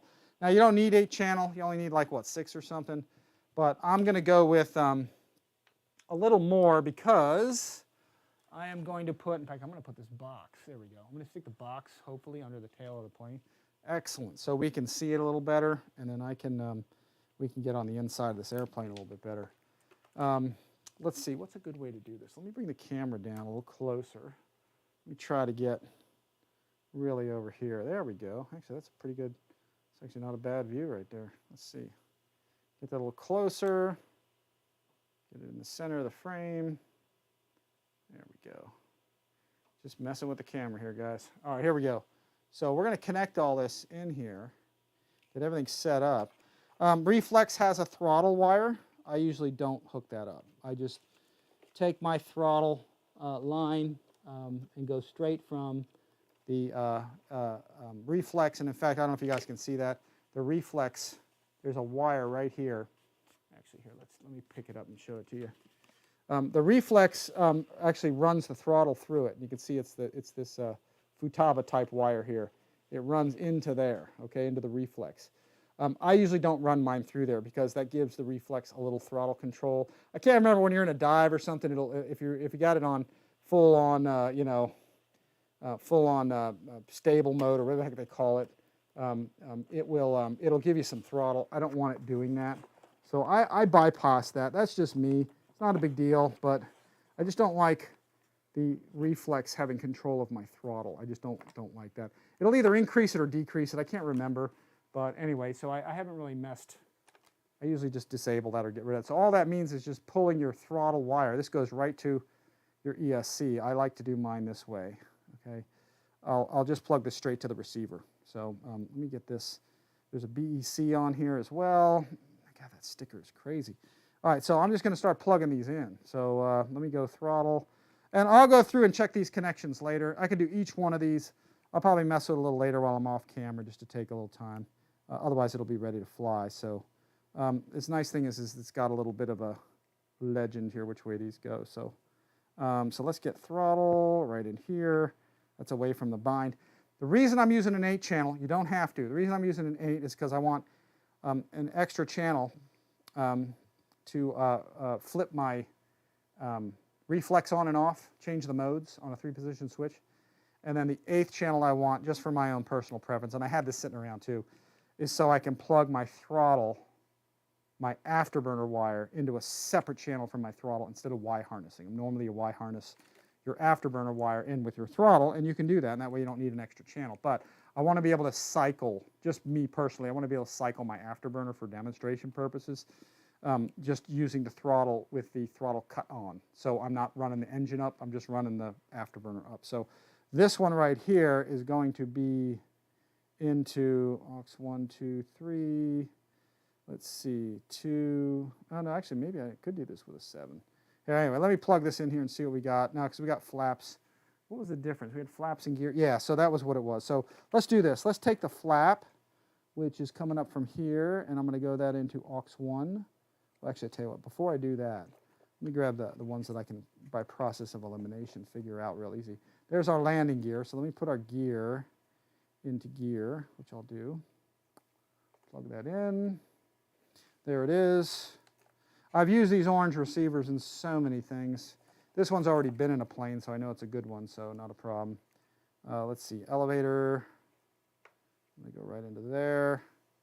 Oh, that's aileron. Let's go aileron into aileron instead. That's throttle. That's aileron. I think the sticker's a little bit off. We'll find out when we plug it in.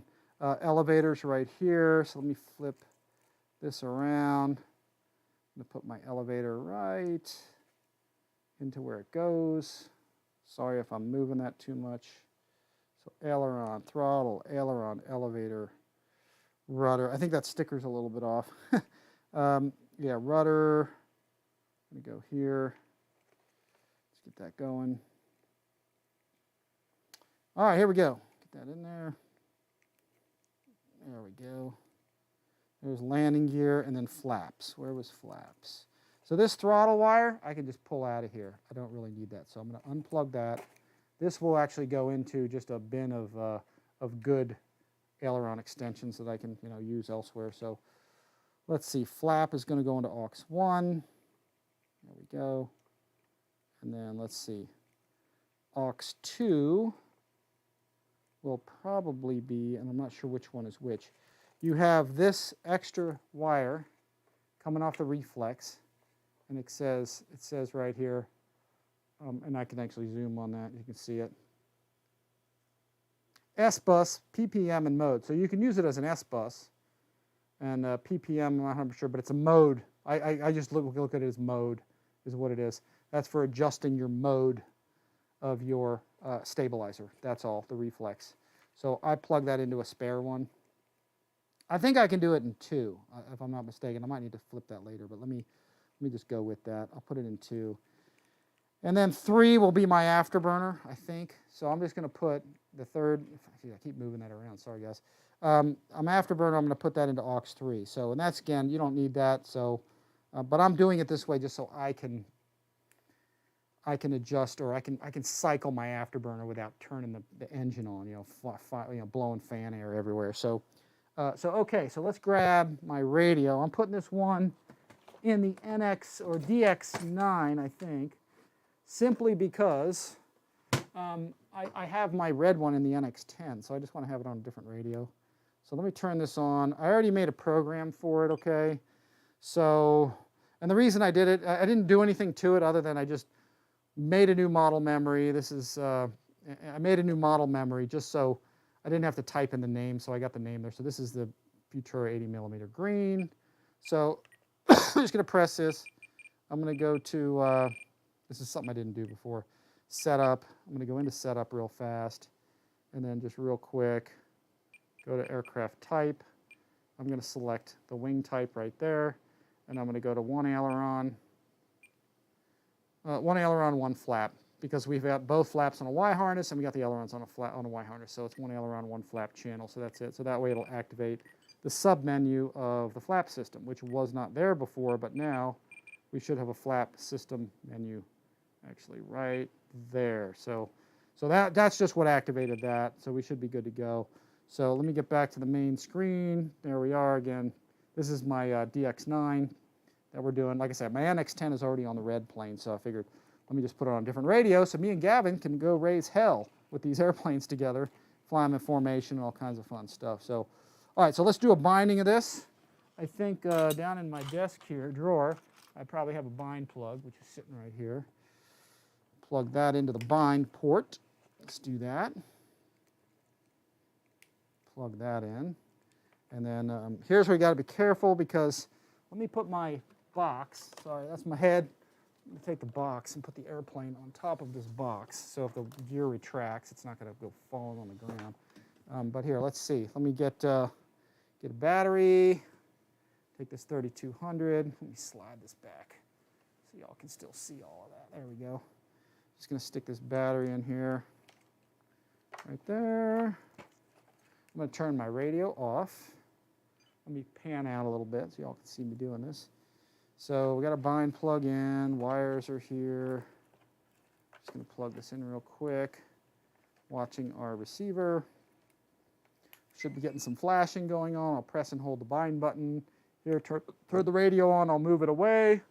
Watch the flickering. DSMX 22 milliseconds. Telemetry. Bind complete. Bind complete. It's running through its flight control checks and we're good to go. So we are all bound up. Menu's good. Release the button. Pull our bind plug out. And we should be all set and good to go. So here we go. So let's see what our landing gear is doing. Okay, I need to reverse that because it's going the wrong way. So let's go into there. This is my gear switch here, up for up and down for down. So right now it's up and the gear's down. So go into the reverse menu here. Let's go do that. Let's see, servo reverse. Right here, travel, reverse. There's gear. So I'm going to push the button and flip the switch at the same time. Let me get it to go down so we're good. So up is up and down is down. Let's do a quick check of that. Let's see, up. Beauty, up, down. Perfect, put it right back on the box. Then do a quick aileron check. That's right, that's left, and that's wrong. So I'm going to reverse that. See what we got here. Just go right into the reverse menu there. Aileron, reverse that. Make sure everything's doing what it's supposed to be doing. So right is right, left is left, up, down, right on the rudder, left on the rudder. Everything else looks good. So flaps, let's get our flaps going. You guys can see my flaps are kind of down there. Let's go to the menu here. We're going to get out of this list. Let's see, let's go back. Let's go right into my flap menu. Flap system. We'll hit that. We're going to go here to where it says inhibit. Press it. There we go. We're going to sign the switch by flipping the switch. Looks like it's already set at D. And then in the up position, we'll be able to look at our flaps right here. We've got a flap and start moving that. Since this switch is in the up position and the flaps are up, so I'll start moving that. And as I move that, you guys can see the flaps are coming up. Usually you got to go to like 100% mostly. Yeah, that's usually what happens. So as I go here, you can see I'm all the way at 100% there on those. Flaps are going down to some intermediate level. Let me get that off the box. Let's see here. Yeah, that should be good. Yeah, let me put this on the landing gear since I can. Let me get the box out of here. I'm going to go onto the gear. There we go. Doesn't sit on the box that well anymore because it's got that light underneath it. There we go. So let's go to that. You guys can see those flaps much better now, at least I think. Here, let's raise the table here. Go here. Let's go up with that. There we go. So there's our flaps coming up and down. This is going to get my mid flap set decently. And I'll fully adjust this a little bit better later. But let's go to the mid-range, see what that looks like. I don't think I had any elevator to flap mixing with my other plane. I'm not sure. What did this thing just do? Yeah, I'll get my, there we go. I'll get my takeoff flap setting set, so that looks about good. And then I'll go to my high rate, or my max flap setting. There we go. It's full flaps. I'll highlight that. There we go, and we'll get those coming down. That probably looks about right. So there's flaps up, takeoff flaps, landing flaps. And then we'll adjust the speed. All you gotta do there, real simple stuff. Just go to the menu right there, down at the bottom. Let's see if I can get that thing. Go down to speed. You can see my flap settings right there. That's just about where they happen to be.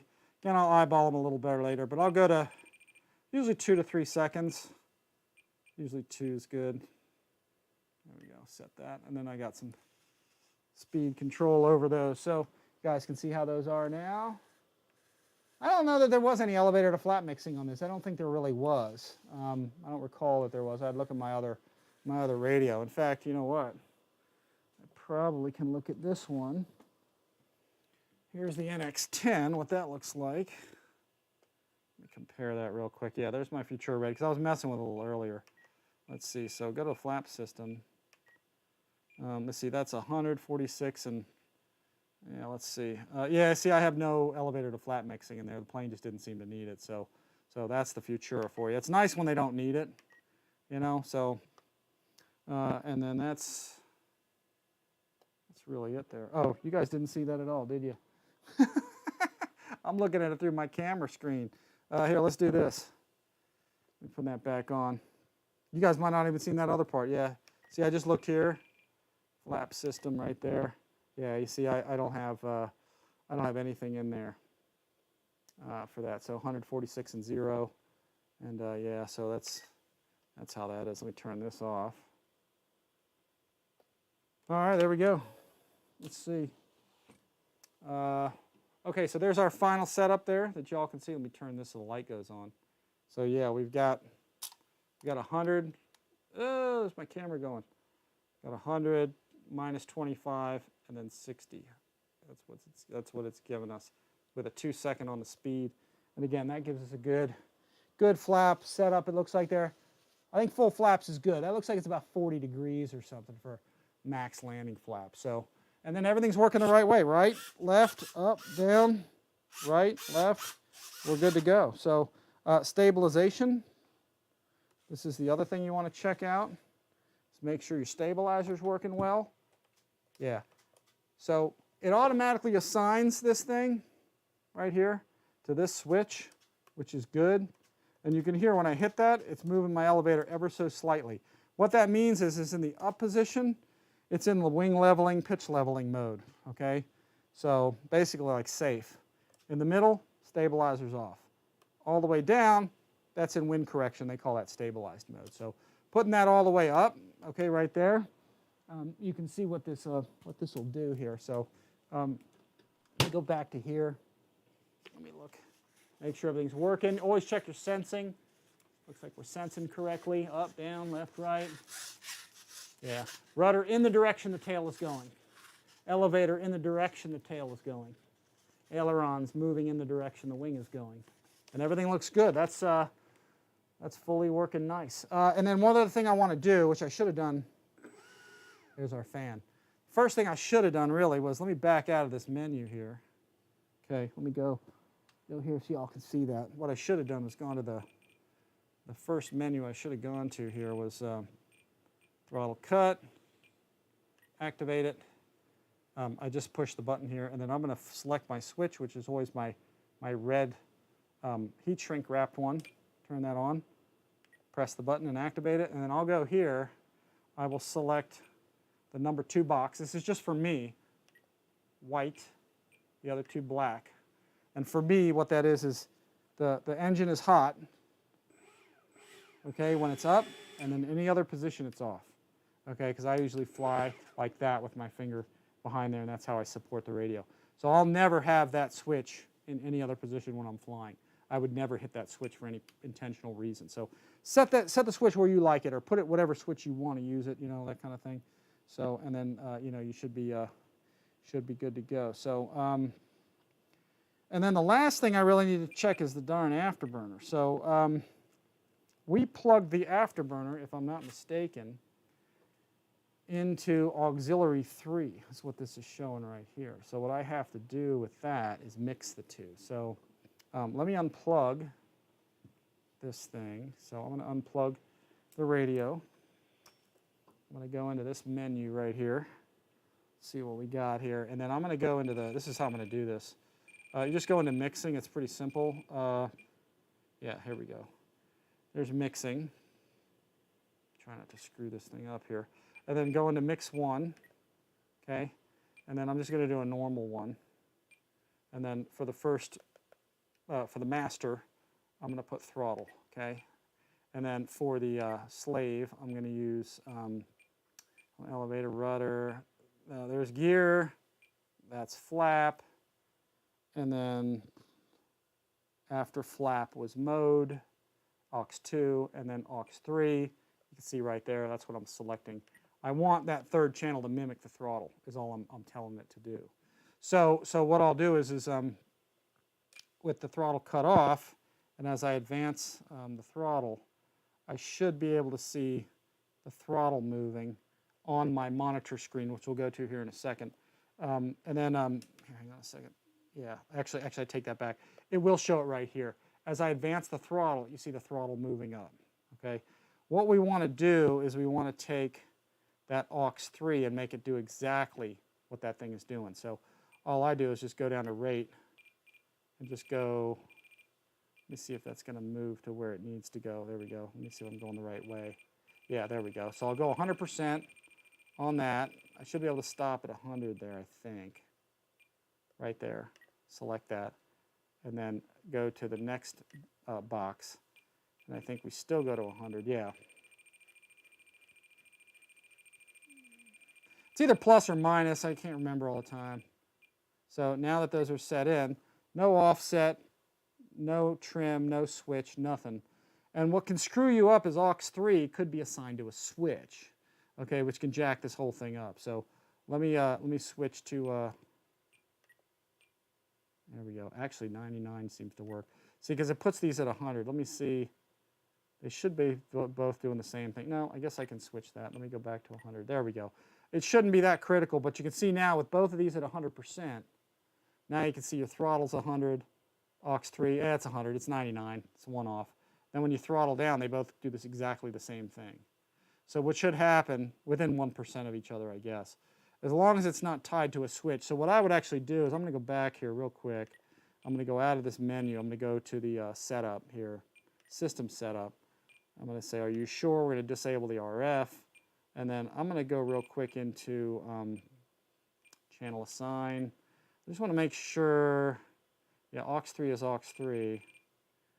I'm just looking to see, because I've had this happen. Oh, here we go. aux3 is the R knob, okay, which that might screw the whole thing up. Yeah, so I got to actually disable that. So by getting rid of that, you go to inhibit, okay, on aux3. That might have changed everything. That's what can jack up your throttle setting, and it doesn't work quite the, you know, you're basically your slave channel 3 doesn't mix in with your throttle because it was tied, aux3 was actually tied into something. In this case, it was the knob by default. So I just inhibited it. Let me see if that'll do it. I don't remember. Let me go back to that screen real quick. Let me see if everything is still working the way it's supposed to. It could be screwed up, but no. See, here's our monitor screen. So we should have aux3 and throttle moving together. That's all. And it looks like they are, 100 and 100. So that looks good. And then let's go back to, let me get back out of here. Let me go to, where the heck was that darn thing? Into the mixing menu. I'm just going to go back and look at that real quick. And that should say about the same. Yeah, see, maybe that was the 1% difference. So you can see there I got throttle. There I got aux3. As I move the throttle, they should work together. See that? Go up and down, and they're working together. Yeah, so there we go. So that should be good. So now I should be able to plug it in with my throttle cut on. Okay, so I got the throttle cut. Now when you go into that menu or the monitor menu, as I move the throttle, you'll see the throttle's not working to run the fan, but the aux3 is working to run the afterburner. So it's really just that simple kind of a setup. I hope that makes sense to everybody. It's actually a pretty simple thing. So let's do this. Let me go back to our regular view here, guys. And what I'll do is I'm going to plug all this in. Let's go with that. And let's see. Let me plug in our burner here and see our burner should work now. Our flight control should initialize. There they go. We'll plug all this in. Burner should light. And then holding the nose, throttle cut is on. Yeah, we should have burner. So I might need to, how bright is that thing? Let me take a look at that real quick. I'm going to flip that around so I can see that. That looks like that's actually a little bit too bright. No, it's a dull flicker, I guess. I love that flickering, though. It's actually it actually looks brighter, I think, to you guys than it does to me. But now my throttle, see how that works? It actually works quite well without bringing the fan up. And if I activate the throttle, I'm now going to get both of them. And then I need to do a calibration, so let me do this real quick. I'm going to unplug. I need to set the range of my throttle. So throttle's all the way up on my throttle stick. Power's going in. Let it get into program mode. Before it gets into program mode, bring the throttle back. It should calibrate nicely. Okay, that's probably what was up with the burner. It wasn't quite at idle, so let me plug it back in now. Burner should come on. It should be a little less. Nah, I guess it's about the same. But now I should have a good full range of throttle there. I should be able to run my burner without the, yeah, see, that's going nice into that blue mode. That's blue. Yeah, let me change my mode again here. Let's see if that does it. That should go into the purple mode. Yeah, that's like bright white. That's like white hot. Then we should go into just the blue mode alone. That's just blue. Yeah, blue and green almost makes white. That's cool. I like that. That is wicked. Yeah. Gab's like, I don't know if I like the blue. I'm gonna like the orange because that's like standard afterburner. But then he saw when we were flying this thing, when he saw the purple, he was like, holy crap, that's awesome. He goes, that's sick, man. So yeah, there's your blue. And then again, if you want your traditional, just orange, just click that button. And then, you know, here you are, just only at orange. And then here, let me press and hold the button for 3 seconds. Release it. And is it coming off? Let me see. 1, 1,000, 2, 1,000, 3, 1,000. No, it doesn't seem to be working for me now. You know, it did that to me the other day. You should be able to hold it for 3 seconds and cut off the burner at idle. Yeah, for some reason it wasn't doing that to me the other day. It worked when I just showed it to you a little while ago, but some reason it wasn't. I don't know why that was doing that. Let me try plugging it in one more time. Let's go back to the initial mode that it was in. That's your regular. And let me go back to here. It might have something to do with the calibrating that I just did. I may need to calibrate the throttle again, but let's see. That's the initial mode. Let me press and hold this. See, that should shut my burner off at idle, but for some reason it's not doing it. It's probably something I'm doing wrong. It might have something to do with the calibration that I just did. But anyway, so that's it. That's it for your burner. That's setting up your channels. From here, here's where I'm going to just tweak all my horns, my ball links and everything, and make sure everything's neutralized. And then we're good to go. That's all you really need to get it flying. But everything's working right, left, up, down. Right, left, yeah. So, and then what I'll go into, folks, is let me flip this over here. I'll always go into my rates, okay? Go into my gyro, my setups here, and then I'll, hopefully you guys can see all that as I'm doing this. I'll go into aileron, I'll activate that, or no, I'll leave it there. I'll go to switch, and this is my preference. I'll highlight that, activate it, and then I'll set this switch for my ailerons. There we go. And at the high rate, I will bump this all the way up, 125. So I got maximum throw out of that. And then at the mid rate, I leave it at 100 because that's good and flyable. And then at the low rate, I'll just go to 70. Okay. And that's usually a starting point for me. This plane, that actually works out really well. So you now have a high, medium, and a low rate, okay, for your ailerons. And then I'll go do the same thing for your elevator. Okay, press that. Oh no, I'm not going to press that. I'm going to go, yeah, no, go back down to switch.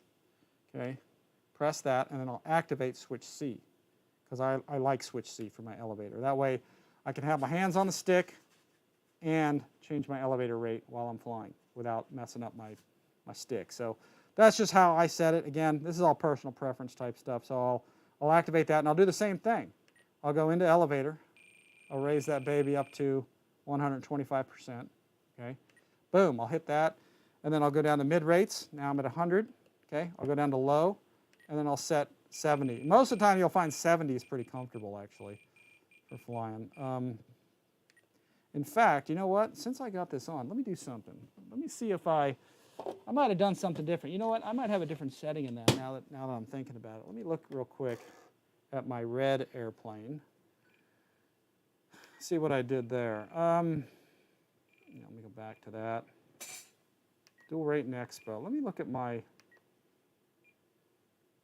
elevator. Let's see what I did. 100. Oh, I went 80 on the elevator, actually. Okay, well, 70, 80. Yeah, I'll switch that to 80. I'll probably do the same thing because it's exactly the same airplane, same switch, all that sort of stuff. Notice I don't have any expo. That's personal preference also.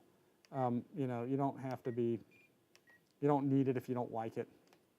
And here's the other thing. Younger guys usually like no expo because their reflexes are very good. You know, that kind of thing. You get older, you like putting more expo in. I really don't use any still, so maybe that means I'm not old. See, I figured that out.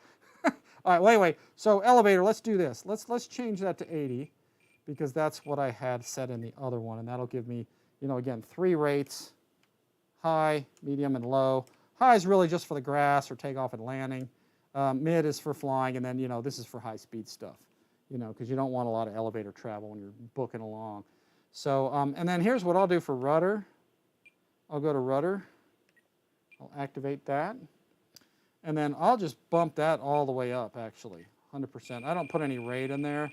I just maximize that because I want all the rudder travel I can really get. And then I will put like 30 expo in there because for knife flying, knife edge flying, and also for ground handling, when you're racing down the runway, you're not oversteering with your rudder.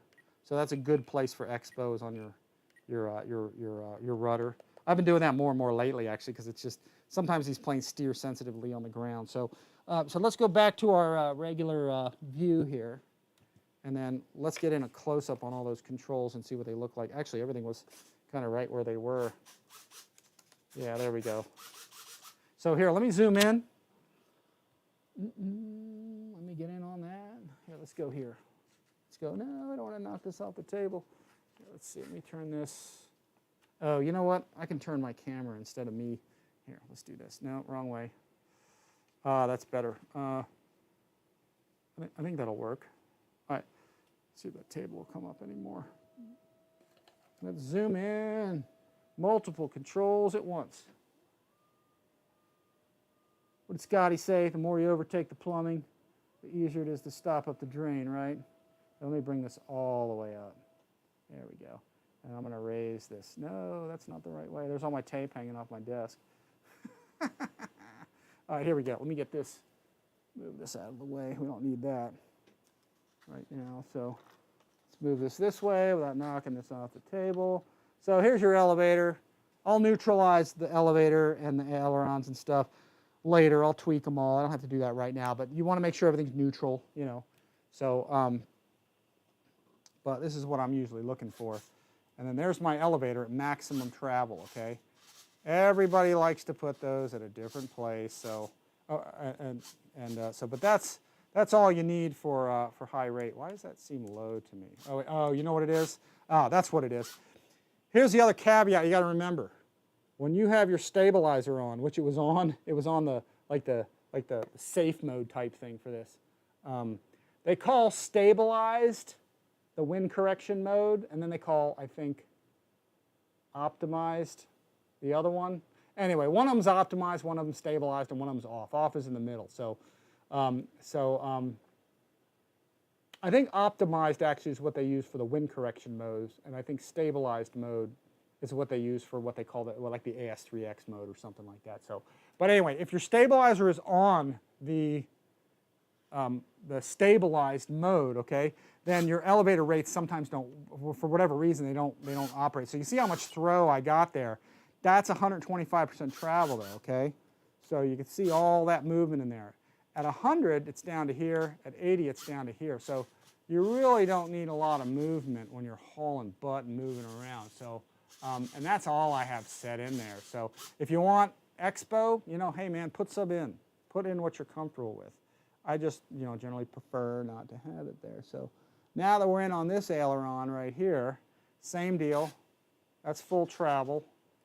Yeah, you see, I just turned my stabilizer on and it cuts out some of that. So anyway, you can see here, that's high aileron, that's medium, that's 100%, and then that's 70. And that's all you need really at most travel is 70%. So again, depends on where your CG is too, but generally speaking, you know, set up the plane the way you like it. Again, I set up mine to go fast. So, all right, let's see. We got Jackson Aviation. Jackson RC Aviation's in the house here. Who else? Any new guys? Smoky Mountain RC, hello. Smoky Mountain RC's here. Hey guys, what's up? Yeah, it's all good. Got about 37 guys here. It's going well. I get the volume up a little bit this time around. So yeah, so that's where we're at. You see our flaps operating. And yeah, there we go. So again, I'll be playing with this. I'm probably going to move my elevator. Like I said, my elevator horn. In fact, you know what? I'll just do it now. What the heck? Let me just change that out. Let me back out on this just a little bit so y'all can see what I'm going to do. I'm going to move it in actually like 2 holes and see what it does, because I have that on my other one and it flies great there. So I'm going to take this, I'm going to unclip that. There we go. And I'm going to put that in another hole. Let's see, I might have to iron, you know what, I might have to file that out. Here, let's see. Yeah, I'm probably going to have to file that a bit to get that to go in there. Yeah, I'll probably mess with that later. Well, let me try the second hole. Let's see, it seems to be going in there okay. Yeah, it's going in there tight. So let's do that. I'll pop this back on.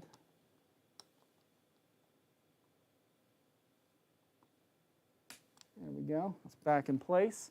And then without rolling this thing off the darn table, let me get the other side. Just going to pop these off. Stick that in the next hole. Let's see. I don't know if you guys can see me doing that. I'm just going to put it in the upper next one hole in, because you just don't need all that throw. And if you can get away without widening the hole, that's like the best way to go, because then you don't have any play in there. So, so here, let's go with that. Let's snap that back on. That's going to tone down my movement a little bit, because we don't need all that. So yeah, let's see what we got now. So there we go. There's full elevator at 125. There's 100%, okay, and then there's 80%. So, and that's probably about right. That's probably all you need for high-speed flight. I'm either going to move it in 1 hole or 2 holes. Like I said, I had 2 on that. I'll check them later and see exactly where I want them to be. And then ailerons look real good. My ailerons are all the way on the farthest out hole. This one you want some aileron control, but pitch-wise you don't need a whole lot. Rudder, there you go. Now here's something I do want to point out. You do have to sometimes be careful when you're using, here we go. I'm going to get to my top thing. You do want to be a little careful sometimes when you're using this menu, servo travel, okay?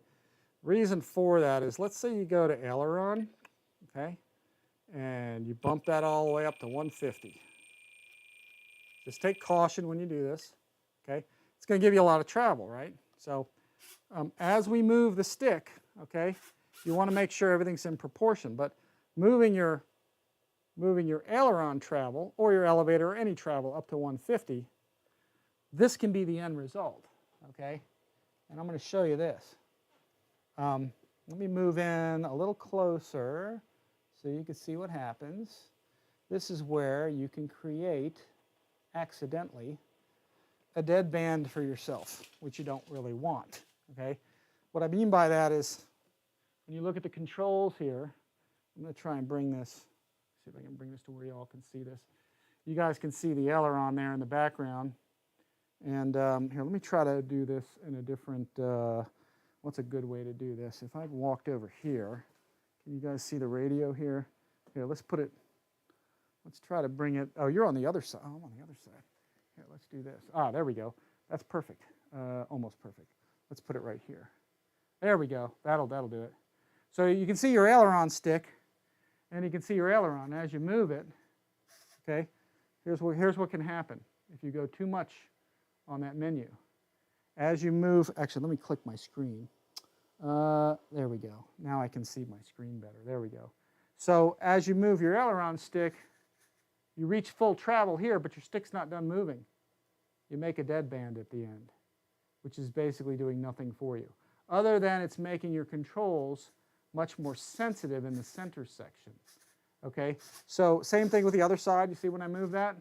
So sometimes moving 150% travel, you make a deadband at your end, which, again, you're moving your stick around here at the end, it's doing nothing for you.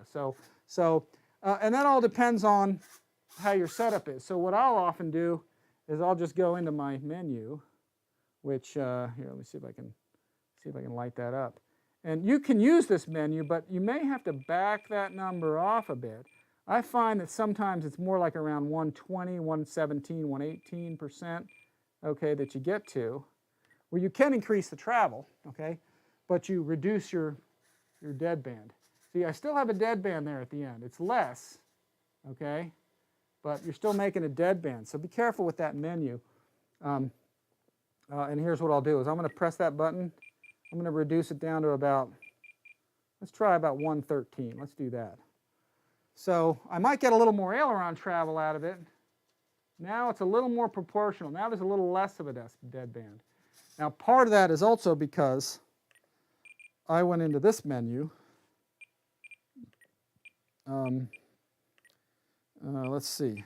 I went into this menu that you guys remember before, right here, and I already put in 125 for my dual rate. So I'm getting a lot of travel out of this menu, okay, which gives you a lot of travel.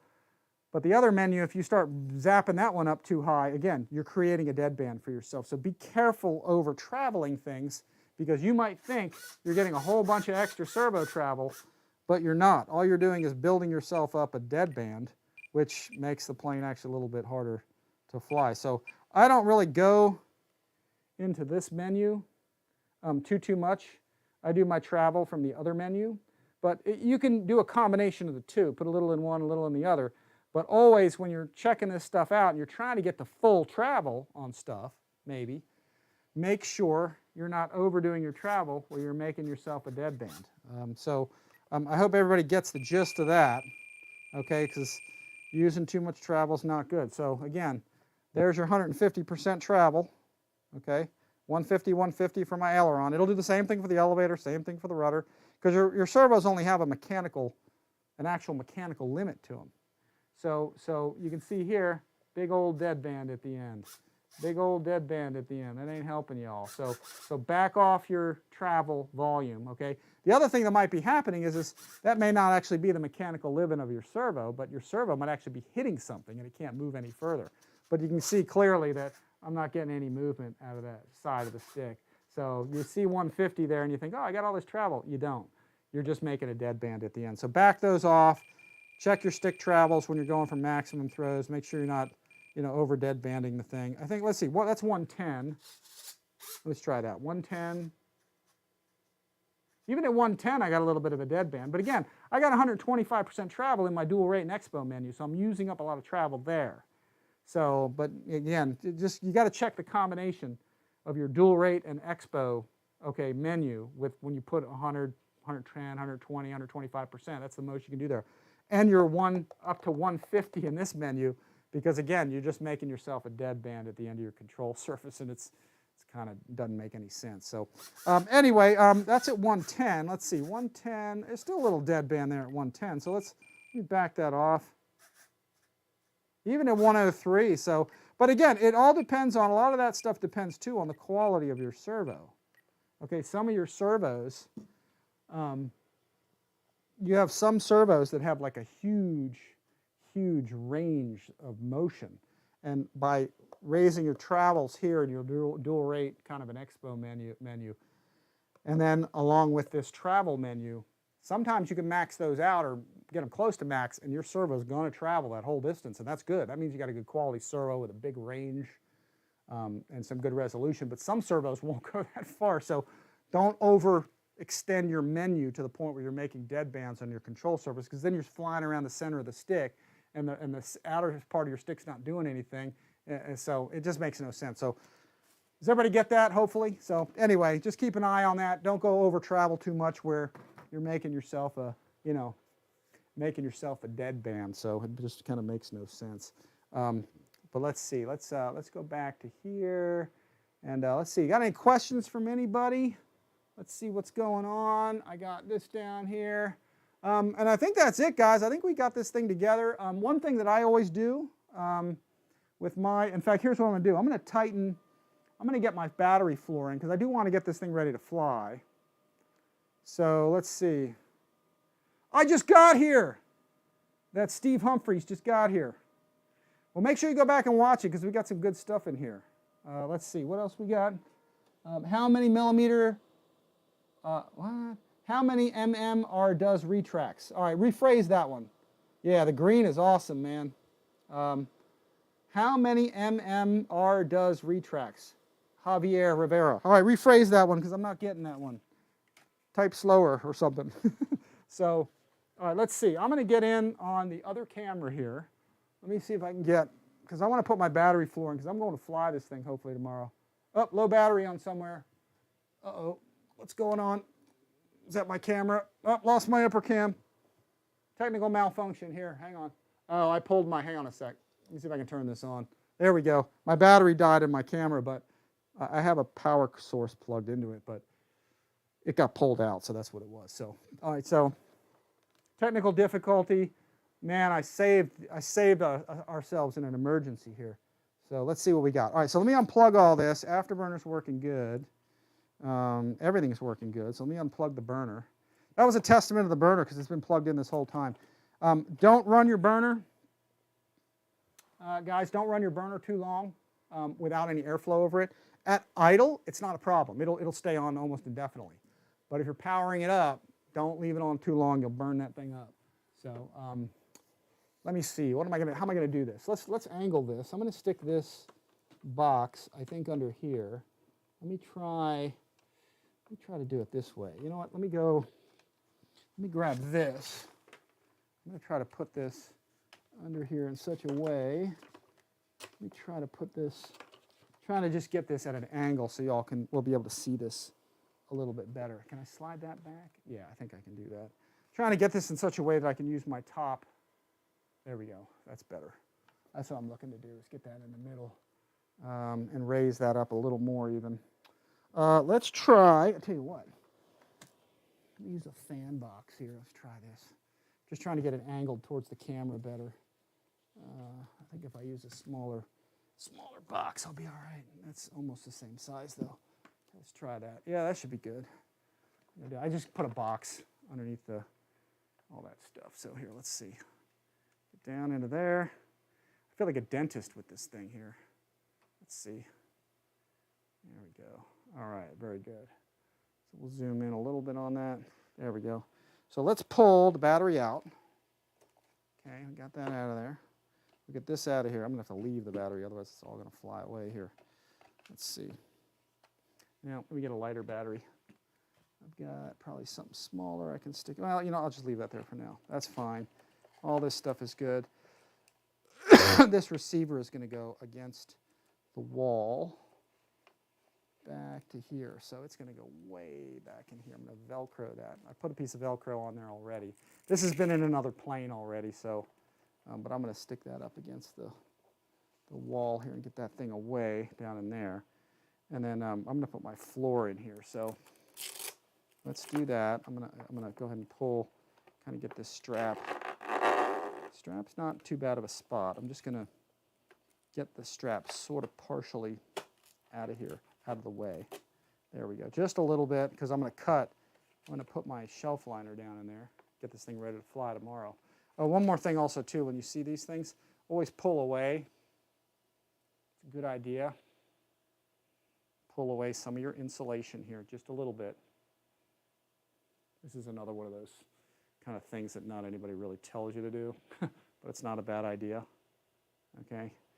When you get a new plane, very carefully pull your insulation back. Look in there and make sure they did a good job soldering that. I've seen some really crappy solder jobs there where they didn't use enough solder. And then when you're done, just like putting a sock on or something, just push your insulation back, okay, over there, and then it'll protect it. So you can slide that like you can slide the rubber insulation like a sock up and down in there or something, you know. So just check those, make sure your solder joints are good. Just another tip there. So here, let's see if we back off a little bit. Yeah, lots of stuff from years of doing this. Pick up little things here and there. So let me pull this too. I'll show you the reason I'm doing this. I'm just trying to get the straps kind of out of the way. I don't want to unthread them or pull them all the way out. let me take, here's what I'm going to do. Here, this was my bad servo in my rudder for my new Viper. And it just went full scale deflection was at the field. That's why I got the video. That's why I didn't have the video done in time, really, or quickly, because I had a bad servo at the field, went full scale. So anyway, this is what I do is I write bad on it. And then if I need a gear later or something, I can pull something out of it apart and use it or whatever. So, but for right now, I'm just going to use it for some dead weight. I just need these, I need the 2 of these things to stay down here. So I'm just using it as a weight. So I'm just going to kind of tie that around there. All right, that's all I'm doing is just to keep those straps out of the way. And then this thing, I need to kind of move out of the way. That'll be good.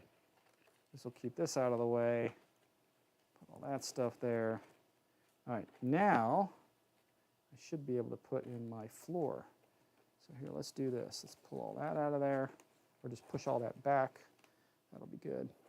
All right, now I got a clean floor to work with. Okay, and then I'm taking my shelf liner is what I'm doing here. All right, there we go. Grab my shelf liner. What is that wire doing there? That should be okay. Right, I'm going to put this. There really is no other hole there to put that through, is there? That wire's just sticking there. All right, so I'll deal with. I'll leave that as is. But this is going to be my floor that I'm going to put down there.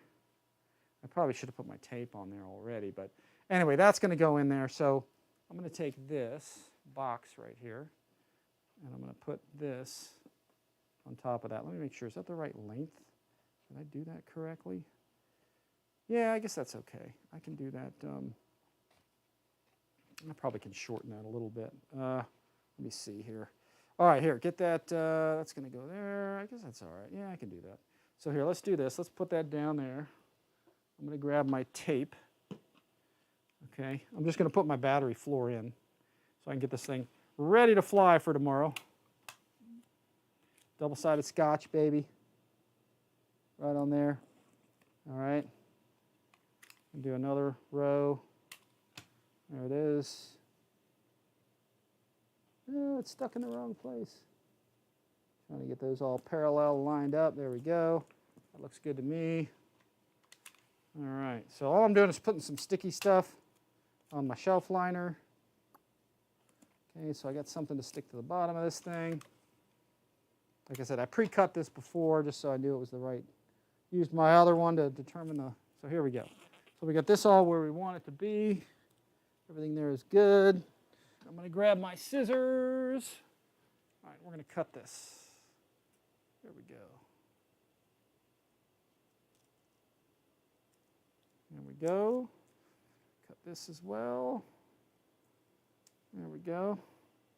Nice. All right, so we're going to take that. Actually, I went a little bit outside there, didn't I? Let me cut a little of this edge off. I don't need all that. Just a little bit too much tape sticking out of the side there. That's what happens when I do this stuff on camera sometimes. There we go. That's it. So I got a nice battery floor now. Ugh. Got that there. All right, here we go. I'm going to stick this thing underneath there. Get that out of the way. Hopefully that's not going to, I don't think that's going to be an issue. Stick this right between my system idle. Yes, that's good. Let me turn that off. All right, and then I can go ahead and I can put this down exactly where I want it to be. There we go, right between the straps. Get you guys a little closer on that.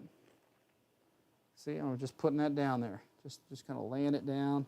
Kind of like putting a carpet down, but I'm putting down shelf liner for my battery, for my battery. There we go. This really makes for a very nice battery floor. Just gonna flap that on down there. There it is. Makes for a real nice battery floor that doesn't stick, that doesn't, or stays to the bottom. It's a nice finished product. You just want to make sure you got it all the way down there. Don't use cheap tape. Use Scotch. Scotch double-sided. That's the stuff. So here, let's get this all down here, nice and smooth. And you also want to look on the underside where those wires were. There is a wire coming out. You want to make sure you don't cut that. But I'll show you how nice this turns out. You guys probably have seen this before, but I want to cut those holes out there because I do not want, I want air cooling going between that. I don't want to block all these holes. I mean, your battery's going to block most of those holes, but not all of them. So, so I'm going to switch, grab my hobby knife here. I'm going to go back to my new blade, wherever that went to. I'm using a brand new blade. And as I was doing this, I was looking down to see where the wires were in that hole so I don't cut into those wires. So, because you don't want to cut your wires down there because that's bad. Got to rewire. Screw your whole plane up here. Here, let's go. So I'm going to zoom in a little tighter so you guys can see right down here. And following the edge of the wood with a really sharp knife, and you're not going to go very deep. Very carefully without going too deep. Just a little bit. I'm only going like 1 millimeter or 2 below the surface. And I'm looking between, I can see down in the through the Scotch tape. I can see where the wires are down there. And I was looking at it really close before I even put it down to see where they were. And then I'm just going right around the edge of that. This is left-handed, so that's more challenging. Okay, so get through that. Again, I'm just using the edge of the wood as a guide. I hope my head's not in the way of that. Sorry, guys, if my head was in the way of that. I'm just going around the edge. Again, going around the edge. Just cutting that. It's a really sharp knife, so you could cut all your wires down there if you're not careful. So anyway, there's no wires down there, but you can see I just peeled that off. Now you have a real nice kind of opening there. You can see I wasn't near any wires. Oh, and I just cut my strap. Look at that. That demonstrates the point. I just cut my strap off. Look at that. So yeah, you got to be careful. It's a very sharp knife, so you got to be careful doing that. No big deal. I got tons of straps around, so I will just redo that. And here we go. Let me cut this. I thought I was far enough away from that. I'm just going to go about 1 millimeter below the surface. Again, here cutting. All right, going down there. I can see the edge. Okay, very carefully going down there. Wow, that was, I can't believe that cut through there. I've actually run into those and not really cut them before. Here's where the wire is. There's one wire here at the end I'm trying to be real careful of. Okay, getting around there. There we go. And then I'm going to cut from the wire out. There we go. And then I'm just going to kind of pull this. I'm going to try and do this from the other way so I don't cut that wire. There's a wire right there. Yep, don't want to do that. That would be bad. There we go. Let's see here. All right, try to get that without getting near the wire. There we go. I'm lifting it up actually off the wood to do that. See, that wire you don't want to cut, obviously. So there you go. I did that with only wasting one strap. So the reason for these holes, too, is so you can get the strap back in there if you get it out of there. So yeah, let's do this. Yep, only lost one strap. Here, let's see. I'm going to curve. So, just like I did almost with that before when I mounted the afterburner. If you roll your strap, okay, roll it. See how you put a curve in it, and then you can feed it through the underside. This is a nice plane because it's got a lot of space under it to get this thing up through there. Let's see. So I'll stick that through there with the curve in it, and it should come right through. Let's see if I can get that. Let's get that through the hole. All right, let's see. This is not going in there exactly the way I wanted it to. Let's see. Let me roll that a little more maybe. Here, let's roll it some more. Let me curve that a little more. See what I'm doing with it. Giving it a curve. Okay, so it's got a curve to it. Pull this out just a little more without completely pulling it out. And then let me grab my hemostats. Those are real critical for doing this kind of thing. Let's see.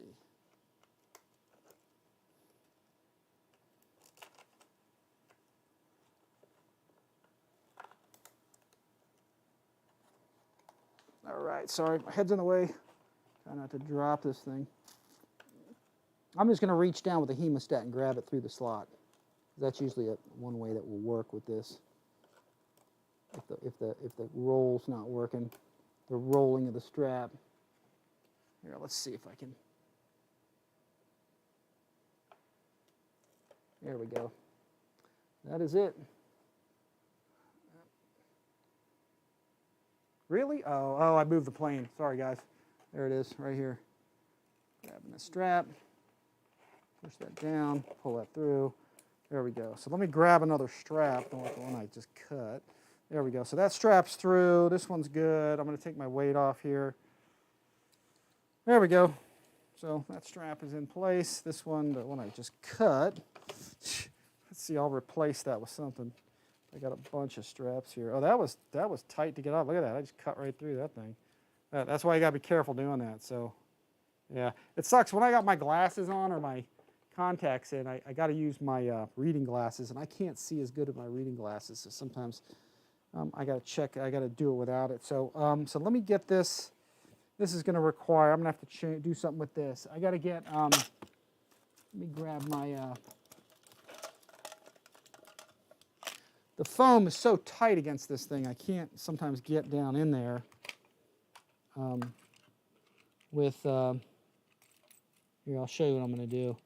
You can't get the strap between the foam and the wood here sometimes, so you got to take something, which in this case, I'm going to use, this is sort of a trick I learned here. I'm going to use a set of vice grips, okay? Sometimes you got to stick something pretty sharp or something pretty wide down in here to just push the foam away if you do something like this, or if you have to. Sometimes I tear a strap and I'm like, oh crap, I got to get a strap down in there again. So you have to sort of push. You can see what I'm doing. I'm just kind of making a gap there, and yeah, you're going to tear away some foam. Sometimes you need to do that to get another strap down in there. But you see all these wires here? This is what you don't want to cut. So fortunately, I only cut a strap. I knew all that stuff was down in there, so yeah, we should be good. So let me get this out of the way. And then let me grab another strap. I got tons of straps. So let me grab. Ooh, I got a green strap. Let's see. Oh, that might be cool. Look at that. I can go color coded. Look at that. I got a green strap. Is that the same length? Let me see what length that is. Is that going to be about the same? Ooh, yeah, I'm getting color matched. Yeah, see, I meant to do that. Now I got a green strap in there. Look at that. Sweet. That's the same length, I think. It might be a little longer, but here, let's go. Let's get that in there. Is that going to wrap around a 6S? Yeah, that's going to be good. That'll be good. So here, I'll do a green strap in there. So let's go this way. We'll try to push this. Oh, same problem with that one. Got to do the same maneuver with that. It's just so tight against that thing. Anytime you wreck a strap like that or you break one or something, there's just not a lot of space to push that darn thing through. There's about 100 ways probably you could do this, but I'm just pushing down on the foam and moving this out to make a little bit of a gap down there. I think they put the strap through the, I'm pretty sure that they put the strap through the wood before they actually glue it down. So, and sometimes twisting this, it's really hard to get that in there. So here's what I'm going to do. I'm going to do something else. I'm going to take some of this. This is just rosin core solder. That's a piece of rosin core solder. Get this through here. Yeah, this is what happens when you build. Sometimes when you assemble, you screw stuff up. So I'm going to make a real small hole, my hobby knife, in the end of this strap. Just spin it around a little bit. Okay. And then, see what we're going to do with it. Sometimes it's real hard to get this thing going through here. So I'm going to put this, I might make a mountain out of a molehill with this darn thing here. Let's see. Put that through there. I'm just going to use this to feed through. So, a little rosin core solder through there. I'm going to stick this through the hole, because that's a tight, tight fit in there. Yeah, there we go. Twist this around. Sometimes you break the solder doing this. Sometimes the solder's not strong enough sometimes to pull this whole thing through there. So, but let's see if that'll go through. It may or may not. Let's flatten that a little bit. I should be able to push that through and help it get through there. Yeah. So you're pushing your strap, pulling your solder. Should be able to get that through there. In fact, I'm going to cut the solder right now, which I should have probably just break it. See if I can stick that through this side, feed the whole thing through. There we go. And then moral of the story, don't cut your strap. Let's see. Let's get this going through here. Great, I just pushed it to pull it through almost too far. There we go. Here we go. It's coming through, it's coming through. There we go. Okay, so let's get this solder going through there. There we go. I'm going to push that through using my solder. Yep. There we go. That should be it. Unwrap my solder. Throw it back in my solder bag so I can use that to solder a link, something else on later. Some kind of connector. And then there we go. Look at that. I got a bonus green strap. Look at that. Bonus green strap for being dumb and cutting the strap. All right, there we go. That's it. We got our straps in place. Got our battery floor. We should be good to go. That's it, man. We are all set. I am going to take, the last thing I'm going to do is I'm going to put this board, mount this someplace. Let's see. I'll get that in place. We're going to put this probably against the wall here. Probably right there. So let me get some, grab myself some Velcro. That miracle fabric of the 80s. I'm going to cut a piece to put on this. So I'm going to go, I want to leave my button free. So this was a piece I cut from before when I did this the other day. So here, let's put this right here. Let's see, I'm going to cut a piece X amount long. We're going to put that kind of right here, here. And then let's go, there we go. Sorry about that. Let's get that on there. I'm going to Velcro this in place. Let's see. Get this here. That looks about right. So let's take this. Again, on the side without the switch. So here, let's put that right there. I think that looks pretty good. We got that in place. There we go. And I'm just going to grab a large piece of this, regular width. I think there's some junk on there. Cut this. There we go. Got some stuff stuck to the Velcro. And then this is going to go in here because I want to be able to switch this while we're flying or while we're on the ground. So I'm going to put this way back in here. So let's do this. Put this here. Like I said, I'm getting this ready to fly, so. And then with all this wire, there's too much wire here. We're going to want to tuck all that back in there, and it should go way, way back in there, even if I get the receiver out.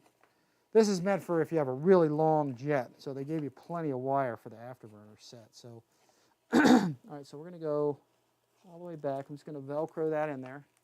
So we've got that nicely attached. And then for the receiver, same deal.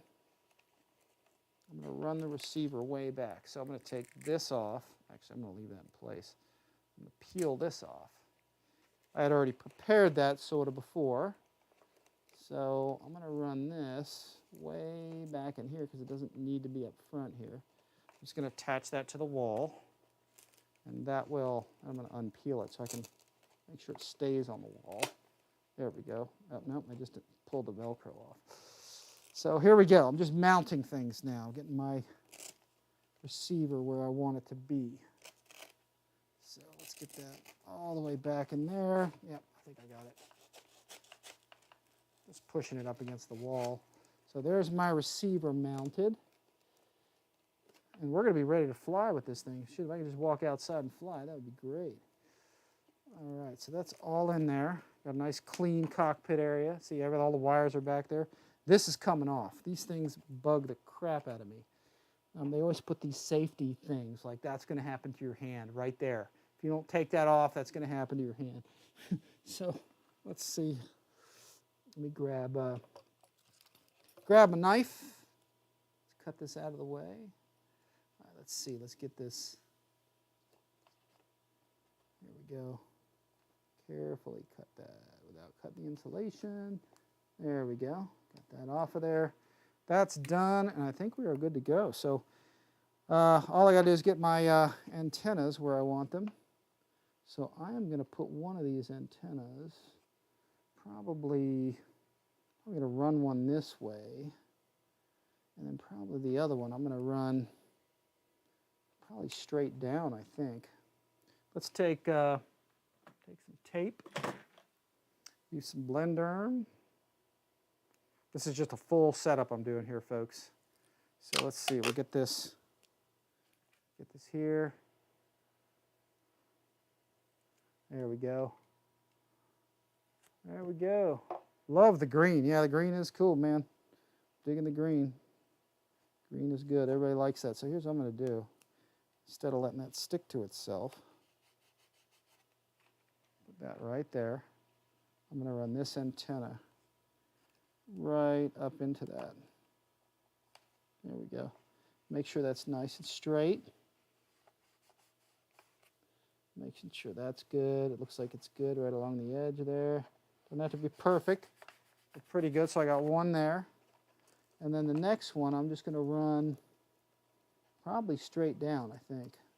So let's go, I'm going to put that going straight down. So let's take another, and we'll look at this when it's done so y'all can see the final thing of it. Trying to make the canopy cockpit area clean so it's not wires all over the place. And I've set up so many of these things in the past, these FUTURAs, that I kind of know where everything goes. So let's see here. We'll look at the end result and you'll get the gist of what I just did. So okay, let's take this. We're going to put this right down into here. And there we go. That way y'all can see what I'm doing here. I got one antenna running right along here. It's nice and straight, running this way. I just put some tape here. This one, I just put the tape here, ran the wire straight down, so it's 90 degrees to the other. I'm just getting ready to kind of secure it to where I finally want it in place, which is right there. I'm going to bend the end of this because I want this to go down. Let's see. I'm going to get this here. I'm going to pull that a little farther. The only part that has to be straight is the end. So I'm just pushing that down. So now, I just turned it the way I didn't want it. I want this part to be sort of straight anyway. Let's see, let's get that up against there. Let me get that, there we go. I want to get that secured. There we go. And then I can pull this farther down. There we go. And that's it. So that's secured against the wall. So you can see I got one going straight down, one going this way. They're about 90 degrees to each other roughly. And that's it. They're not crossing each other or doing any of that kind of stuff. And that's really it. Battery compartment's all done. That's usually what I go through to get stuff going. So I got antennas there, nice battery floor, straps are in place, wires are out of the way, okay? If I have an afterburner, it's mounted somewhere. So you see I got that in there. I can access my afterburner line right here. Those are not tucked out of the way as much as I'd like those to be. So I'm going to try and push that back in a little farther. Yeah, that's good. Those wires are kind of thin, but not a big deal. So really everything's out of the way here now. Now I have a nice clean battery compartment where everything can just sort of, I can put my battery in here, and the only two lines I have sticking out are my, my battery line and my afterburner line. That's it. So that is about it, folks. Let me switch views, and we will take a look at the final product of this. I'm going to raise this on up. All right, still got about 30 guys here. I'm going to get all the boxes off of here. Let me raise this up out of the way. All right, I think our dental procedure's over with. Here, let me get this out of here. Get this out of here. Throw a battery in here. There we go. Strap that in. And we should be good to go. This is pretty much ready to fly, except for getting the controls straightened out, that's all. Here, let's see. Get this strap up. I'm going to have to change the other strap for a green one now. Here, let's see. Now that they're both, they're green, one of them's green. Here, let's see. Yeah, here we go. All right, and we are in place. Let me get that where I want that to be. That's it. Strap it down. There we go.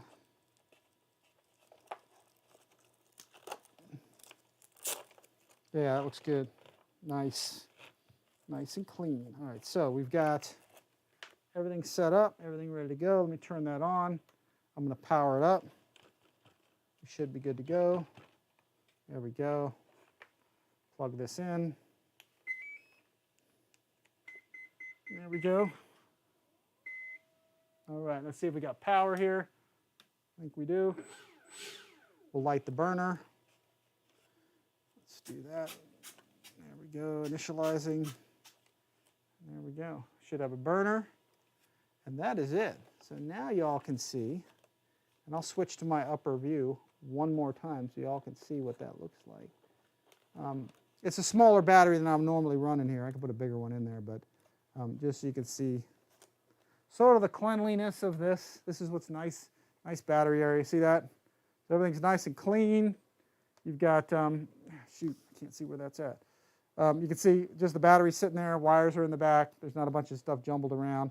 It's all kind of tucked away real nicely in there. So, and that is it, guys. We are ready to go. Just check the CG, get the flight controls centered, and we're ready to rock and roll. I'm going to go ahead and turn the lights off so we can all see see how this thing looks like in the darkness. There we go. So there we go. That is your brand new green Futura, baby, with the light on it. Here, let me get this. I don't think we need this camera anymore, so I'm gonna turn this light off. Let me shut this thing down. Actually, I'll just turn it off. There we go. And that is our burner, guys. That is our new Futura, all green. And here, let me get our. We'll light the burner. You can see how it goes purple to blue. Super nice. And I'll switch the modes. You guys can see that one more time. There's a button right there, and the button's right where I can get at it, the way I Velcroed it down there. I'll switch it there. Try that. That goes to purple. And we can get to just our blue setting. Man, I like that pulse. That blue, man. That is just cool. There you go. Look at that light up. And then we'll just go back to a last setting, which is just yellow or just just orange. So that is it, guys. We are all set. This thing's good to go. So, and that is it, guys. That's your green Futura. Pretty much all ready to go, with the exception of just setting the CG and getting the control throws. Make sure they're just perfectly centered. Again, you got this nice light on the underside. You got your wingtip lights that are flashing. And you got your burner light that you can now see through the, there you can see it through the intake now. That's pretty cool. Here, let me light that up. Yeah, that's bright. Check that out. Here, let me go to the other, let me see. Let me go back to the purple mode. I think the third mode is, second mode is like my favorite. I can reach in there. Let's do one. Let's light that up. Yeah, there's the purple and blue. I think I like the second mode, which goes to purple. This is the purple. So the first one goes through the full spectrum. But yeah, you can see that right through the intake. That's a neat burner. Anyway, guys, check those out. KMRC model burners. Links are below. You guys check it out. One of the cooler burners around. And there's your green Futura, baby. So we'll get this out hopefully tomorrow. One more thing I usually do to my plane that I'll save you guys from is I usually take I'll put foam tack on all the E-rings on the gear so it doesn't come off. But otherwise, I think we're good to go. Great suspension all the way around. Assembles with 10 screws. And you're good to go. So throttle's fully calibrated now. And we are good to go. And that is it. So, all right, guys, any questions? Anybody got any questions they want to throw out? Let's see, some guys jumped in before while I was here. Let's see. Still a lot of guys. Flyer Mikey's here. Been out flying, so missed a lot of the show. Well, check it out later when you can. And as always, guys, if you go ahead and share the video. Let people know this is out here. We're just giving everybody a good view. Also, keep in mind, this is available now. It's only available at Fair RC, okay, unfortunately for now. But hopefully it'll be available at more places here pretty soon. And let me see if I can turn this a little bit. I'm going to go this way. Okay, I have a discount code for you guys. So if you guys want to check it out, I'll have that, that discount code is in the description box below the video. And in fact, if you guys go, and let me see if this will let me open that up. Here, hang on a sec. Yeah, if you guys go to the description below the video, okay, which I'll show you right here. If you guys go right here, there's your links for everything. I'll hit show more. All right. And I put right down there, RI FUTURA 15. So there's a discount code. You guys can get this if you want. So use my link. Just click on the Fair RC link I put right there. And if you guys want one, I got a discount code for you there. So check it out at Fair RC. It is available now. They're probably going to go pretty quick. So you know, definitely check it out there. Let me see if I can show you that product page one more time. Yeah, they've got it right on the front cover. Let's see, Fair RC. It keeps giving me this notice. If products are available in U.S. warehouse, it'll get there quick. Otherwise, it might take 8 to 15 days, depending on if it's. But they're in stock now, I'm pretty sure here, guys. So, you know, check it out for sure. And then here's our link to it, or here's our front page on it. There it is, guys. 80 millimeter FUTURA green. It is a Fair RC mod. Here, I'll click on that, go to the page, and scroll down it. Like I said, lots of pictures of it, and shows you the details of it there. You guys can check out. And here, let me get this down a little bit. Yeah, I'm digging this. It assembles so easy. The longest part for me assembling it is just, you know, for me it was just putting in the afterburner. So, but otherwise, this is just such a cool jet. Yeah, I'm digging that green, man. That is really cool. Let's see what we got. Let me take a look at what everybody's got going here. Also, like I said, KMRC models. Let me see if I can get to the page real quick, just to highlight that one more time. That's the True Fire. There's KMRC. So, you know, check that out. Single burner's what, 45 bucks now, 46 bucks. So yeah, it's a hell of a great burner. So it's pretty darn awesome. So you can see pictures of it here. There's a picture. Oh, actually, that's a picture from my table. I sent that off to them, and they used it there. So yeah, I think that's from my. Yeah, I think that's a picture from my my kitchen countertop. Actually, they put there. So, and yeah, it's nice. That's a great plane, and it's a great combo, man. I love the fact that I can zip tie that burner, and I'm done with it. So, yeah, it's so nice to be able to get that in like that. There's the purple. Yeah, very cool. Very cool afterburner. It looks so good when you're flying it, especially at dusk. Like I said, me and Gab had it out in the Viper jet, and we'll have that out for everybody, that video to see soon. I just got to edit it, that's all. So, all right, guys. I think that is about it. Let me see what else we got going on here. So, Ian says, FMS should use green straps. Yeah, isn't that cool? Rick Ward, yeah, hey, thanks for coming. He said, great job. Let's see, I got more messages up here to read. Let's see. All right, we had a pretty good showing. If you guys, like I said, anybody you know that who's interested in the plane, just send them over, or send them the link to this video so they can watch it. And let's see, Rich, can you check the comments? Yeah, what am I looking for? Oh, I'm just curious the size of the battery you use and the CG placement. Okay, yeah, I got you. Rich, can you put, yeah, okay, I got it. In most cases, for this plane, I'll usually use something that's more like, here, let me put it in a battery more like what I was going to use. I just used that because it was there. So give me 1 second, because I threw a bunch of batteries right here in a place where I can get it. Let me get this box out of the way. Here, like I'll use ideally something like, here, I meant to grab these for you. Let me get a 5,000. These I'll use all day long here. Like,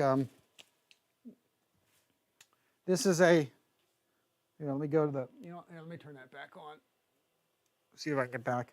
See if it'll get that camera back. Let me see. Yeah, all right, we got it back. So I'll use something like a 4000 Admiral 4470C rolling top, and even a 5000. So this is a 30C Spectrum, but you can run that in there. So probably the biggest and the heaviest of these even is, let's see, what is this, 4400? 679 is the grams on that. What is this one? This one's 686. So this one's actually heavier. This is a 5000, but it's not as big. Because it's only a, this one's only a 30C, but it runs in a jet just fine. So, so here, let me do this. You know, CG-wise, they mention in the book, I usually just put the battery in and go. Here, so let's measure it. We'll just do it right now. I usually mess with that when I get out of the field a lot. But so they call for, looks like 100 to 105 is what they're showing. So let me throw in a big heavy battery, or somewhat heavy anyway. Let me get this off of here. I'll unplug all this. Let's do this. Let me see if I can remember where. If I'm not mistaken, I think it balanced like right behind, you know, this plastic piece here, and then we'll measure and see. I like to talk about that when I'm actually out there flying, so I'm not telling you something wrong. Because, you know, you can always, in the shop, you're like, oh, yeah, use this. And then you get out there and you're like, oh, no, actually, it's better here. So, yeah, I don't want to tell you the wrong thing. So here, let's take, what do we say, 686 was what that was? Yeah. Or no, 686? Yeah. Hey, let's put a 5000 in there. What the hell? Here, this is, this one's 625. This one's 686. This one's, oh, that's a 37. Oh, wait, hang on. Here's the 4400. 4400s are great in 80 millimeter jets. They're about the ideal size. What is this one? This one's 679. So, you know, but here, let's put this one in there because it's the heaviest. Let's do that of these, okay? And it'll take a bigger battery. You can see the compartment in here is pretty darn big. Here, so let's put this in here. This one doesn't have a afterburner lead on it though, so or a balanced lead. So let's get this going on here. All right, let's see what we got here. Let's put that in place. Okay, so there we go. We got that strapped in. You see how that is? That's a 5030C Spectrum, okay? You can see there's a ton of room in there. There's all kinds of room. So, so you can put something even bigger. I think I've seen guys put 6 in this, 6000, but I don't know if you need that. So here's where the wires are going to go. I'll just not even plug them in. Let's put it down here. Get that in place. That latched in nice. Yeah, there we go. Okay, and then let's see where it balances. So, you know, when I'm doing a balance, I'll drop the canopy. Let me put that back on. I hit the latch, and we ejected. There we go. All right, try not to do that again. All right, and then I'll hold my plane. I'll go out to the field as I'm flying. Well, before I fly, I'll do this with it. So, and I'll make sure, this is how I balance. This is usually how I balance my planes in the field. Just put it upside down and put your thumbs equal distance on either and just let it balance. When it's windy, it's kind of hard to do this, but it looks like it's balancing right at the back end of that area there. Probably about 5 to 10 millimeters or so off the back of that plastic. So if I take that and I measure that, put that down. Let me grab a ruler. Where did I put my rulers? All right, here we go. So if I take a ruler and I measure back, right behind there, it looks like that's at about 111. Okay, so, and this thing said, what did it say? It said 100 to 105. So yeah, I mean, that's about right. 105, and where does that stop? Right there. Yeah, 105 is actually right on that plastic line. So I was right behind that. So and that's probably just that's a fine CG. I don't think that's a problem. I'll go fly it like that and try it out. I might even throw a heavier battery in there. So that should be a good flying CG. But again, I don't want to totally comment until because I forgot. Usually I got to get out there and go fly the plane, you know, and then tell you, you know, oh, okay, we're out here now. This is where it's flying at, rather than me kind of guessing right now. But I think that's pretty good. I remember this thing actually balancing, being kind of far. I sort of remember it being farther back than that, you know, kind of right around here. But that's with a fairly heavy battery. Do you want to see another battery in there at all? Let's see. Well, I'm looking at your thing. What'd you say? My 4000 was way forward, FYI. Had to, oh, you had to cut out the canopy? Yeah, this is not, I think I remember doing that too. Yeah, this has a notch. Here, look, this has a notch right here, just like you're talking about. And no, this fits in just fine. This has the notch. They could have adjusted that, but no, this fits in right there. In fact, it's meant to go, from what I remember flying all these Futuras, is as long as you push that all the way up to that, you know, the foam right there, then that notch should fit. If you need to cut into that notch, I think I have one of my planes. Let me look at the other one. Let me look at the other Futura. Hang on a sec. Let me see what this is doing. See what this one has. Yeah, look what I did with this one. I notched this a bit. See? I actually notched that out a little. I probably had a bigger battery I stuck in there because this one's only a 30C. So yeah, I mean, again, going a little farther forward on the CG is not going to hurt you with this plane. Obviously, going back is going to make it a little unstable. Look, I can put the red one on there. Look at that. We can mix and match. So anyway, yeah. So yeah, that's a fairly heavy battery. Here, let me try. I'll tell you what. While we're doing it, let me get another battery. Let me try getting. Let me turn that off. Let me try getting a 50C, something like a 50C or something. Because I know I run bigger packs than that thing, 5,000 and stuff. So let me see if I've got, I think I've got a 50C I can throw in there. Yeah, here we go. Let me go back to my battery area here. You can easily probably put an Admiral 6 in there too. Here, let me grab one of those. Yeah, here we go. So back into my area here. There's a SPEKTRUM 5050, and there's a 6000 Admiral, okay, 50C Pro. So those are about the same width that way, but they're, you know, the 6000 a little longer. Probably could get away with that.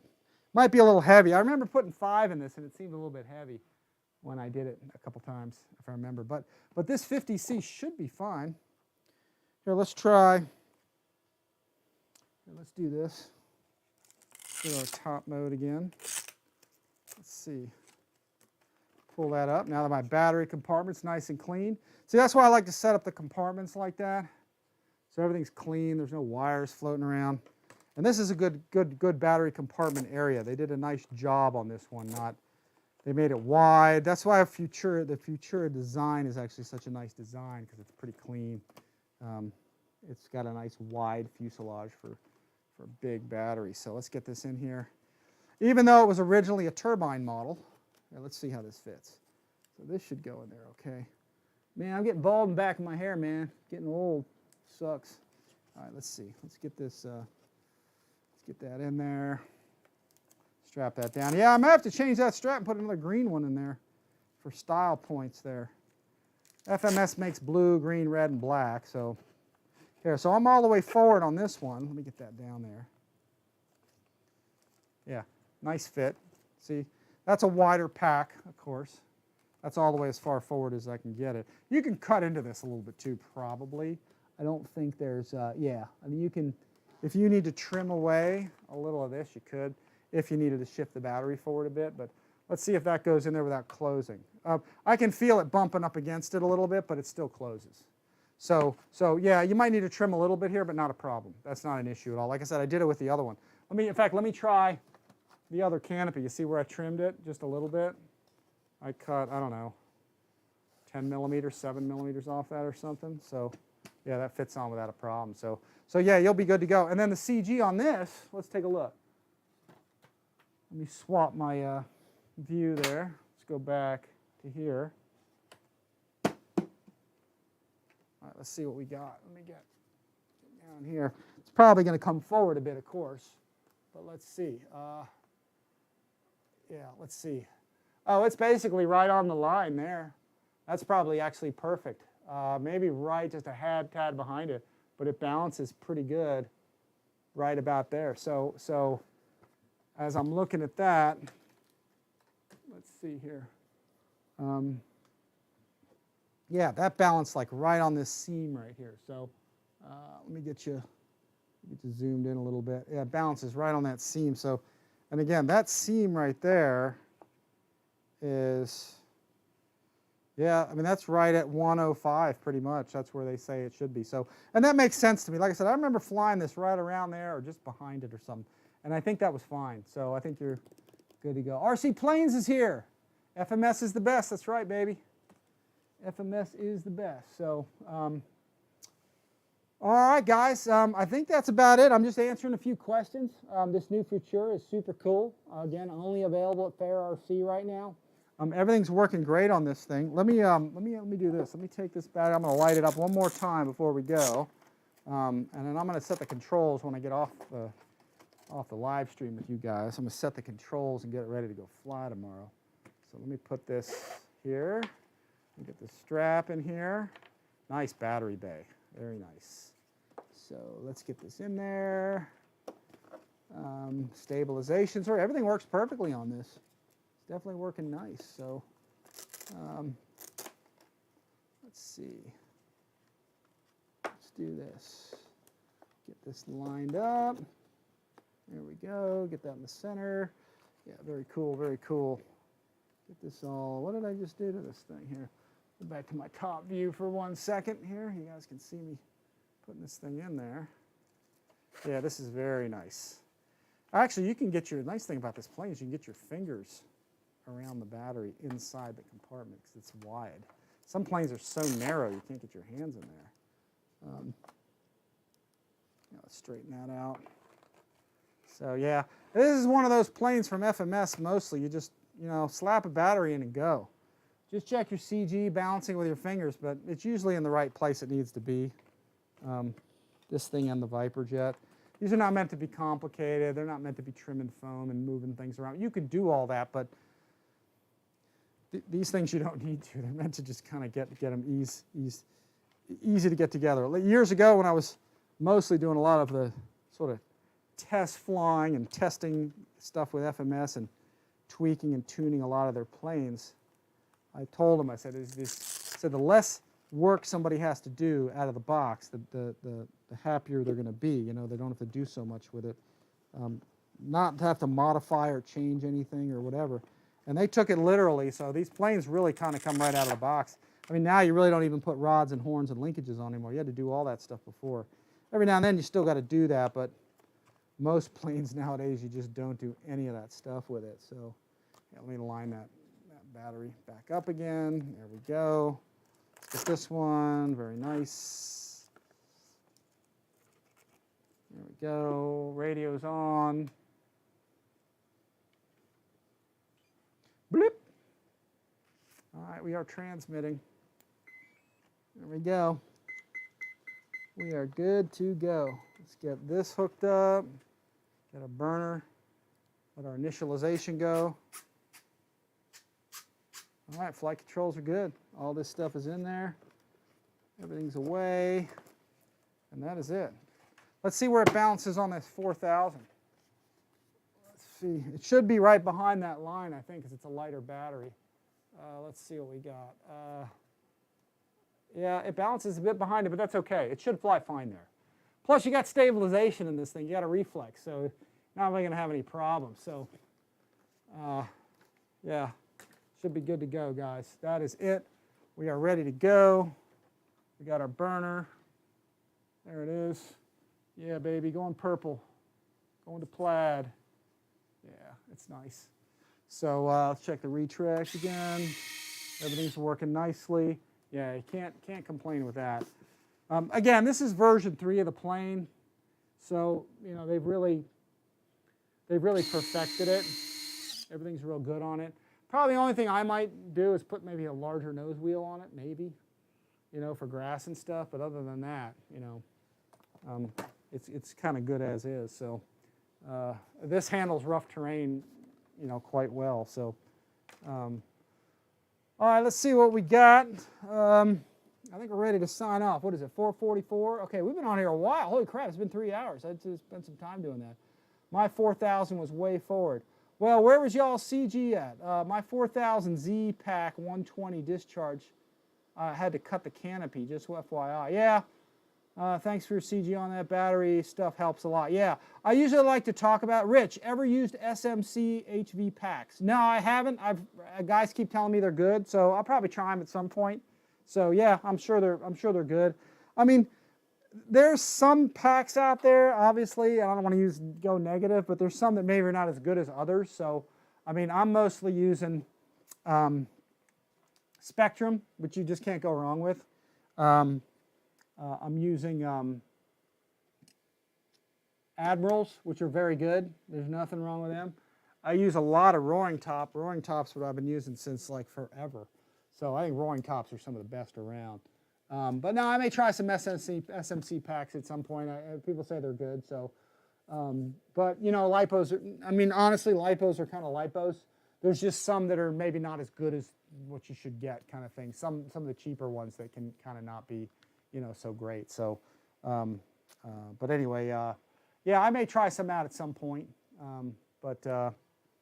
Yeah, super nice, man. This is, I'm really liking the green. I didn't think I was going to like it that much. And in fact, I think if they used like a duller green, I might be like, eh, but it's a nice bright green and it looks really good. It looks futuristic. The paint job's always been cool. It's been futuristic. So, but anyway, I think that's it, guys. I think that's all we got. We got it all together. Mine's ready to fly. I'm going to take it out and do some flying with it as soon as I can. So, but guys, be sure, if you guys want one of these, get them before they disappear. They are at Fair RC, okay? I do have a link below to use. If you guys use that link, it supports our channel. We get a little commission out of it. And then more importantly, too, use the discount code. There's one down below. I asked for it today, and they actually gave it to me today. So, you know, use that discount code. That's why I put special discount code in description below. So, you know, use the code. That'll save you a few bucks anyway, you know, whatever. So, yeah, I asked him if we could get that. Let's see, what is this? Got another message from somebody. It says, Rick Ward, oh, you already said that. That's right. Let's see. What do we got? What do you think of SMC? Again, I haven't used them yet, so maybe I'll use them here at some point. Let's see. I think that's it, guys. I think we are going to sign off. But that is your assembly, your setup of the. See if I can zoom. Look at that. Oh, I'm using two zooms together. I see that takes extra coordination there. Look at that. Yeah, there we go. See, now I can sit down. You can see everything. Everything's centered, and we're good to go, guys. 10 screws, 1 battery, 1 receiver, and you're flying, guys. Add the additional afterburner, and you're smoking with this thing. So, yeah, I like this airplane. Very, very good. So, any other questions, guys? I use Z or Jen's Ace. That's from Tim Hill. How are Z packs? I've heard Gem's Ace are good, but how are Z packs? I've seen those around. They're usually really cheap. Inexpensive, I mean, but how do they operate? Do they work well? I mean, you know, that's the question. All right, Mike Bird said, "Hey, Rich, take care. I hope to have a great weekend." Yep, see you, Mike Bird. He's from the UK, I think. So, but anyway, all right, guys. I think I'm going to sign off. Again, check this out. Fair RC discount code below. Use my link below. Use the discount code below with it, and you guys can save yourself. You know, some cash on this. So Tim Hill says the Z-Packs are good. Okay, maybe I'll try a Z-Pack at some point too. I've tried so many batteries. There's just battery after battery, and some guys say, oh, these are the best, or those are the best, or this is the best. And, you know, yeah, okay. You know, there's so many of them out there that are good. There's some that are not so good, and those are the ones you got to watch out for. It's the ones that maybe are, you know, kind of not so good. So you just got to look out for those. Don't put a bad battery in your good airplane. That's what I would say. So, let's see what we got. What's going on here? I use Z-Packs and they're good. Okay, that's from Matthew Cox. Okay, yeah, I noticed they're inexpensive. I see them on Amazon all the time. So, so yeah, I mean, if they're working for you, use them. You know, just keep an eye on them and, you know, charge them, discharge them. You know, keep them in a storage charge. You'd probably be fine with them. You know, so. But anyway, stay tuned, guys. We'll have more videos coming out here soon. We're gonna go out and fly tomorrow, I think, depending on the weather. And that is it. So thank you guys for tuning in. I really appreciate it. Looks like we got about 400, 500, 600 hits or something. Please pass the video around, share it if people haven't seen it. Tell them to get this. Tell them I got a link for it. Tell them I got a discount code for them. Like I said, I called, all right, not called, but I texted FMS, said, hey, I'm doing this live show on this thing. It just came in yesterday, by the way. And I said, can I get a discount code for everybody at Fair RC for this thing? And they said, yeah, sure, no problem. So they whipped that one up for me. So use it here. I don't know if anybody else has access to it or not. They gave it to me. I asked for it, so I don't know if anyone else has it. But anyway, use it. I think it's on this. I think it's on this plane only too. So it's not like you can just use it wherever. It's for this plane because they're trying to get this one out and let people know it's out there. So. All right, guys, with that, I will sign off. And like I said, please let people know that this is available. I have a code for it for everybody. Check it out in the links below. Use my link to get it. And I appreciate everybody's support. As always, like the channel, subscribe, hit the notification bell. You know, we will see you guys next time. So we'll be signing off. Thank you guys once again for coming. And as always, folks, we'll see you all next time.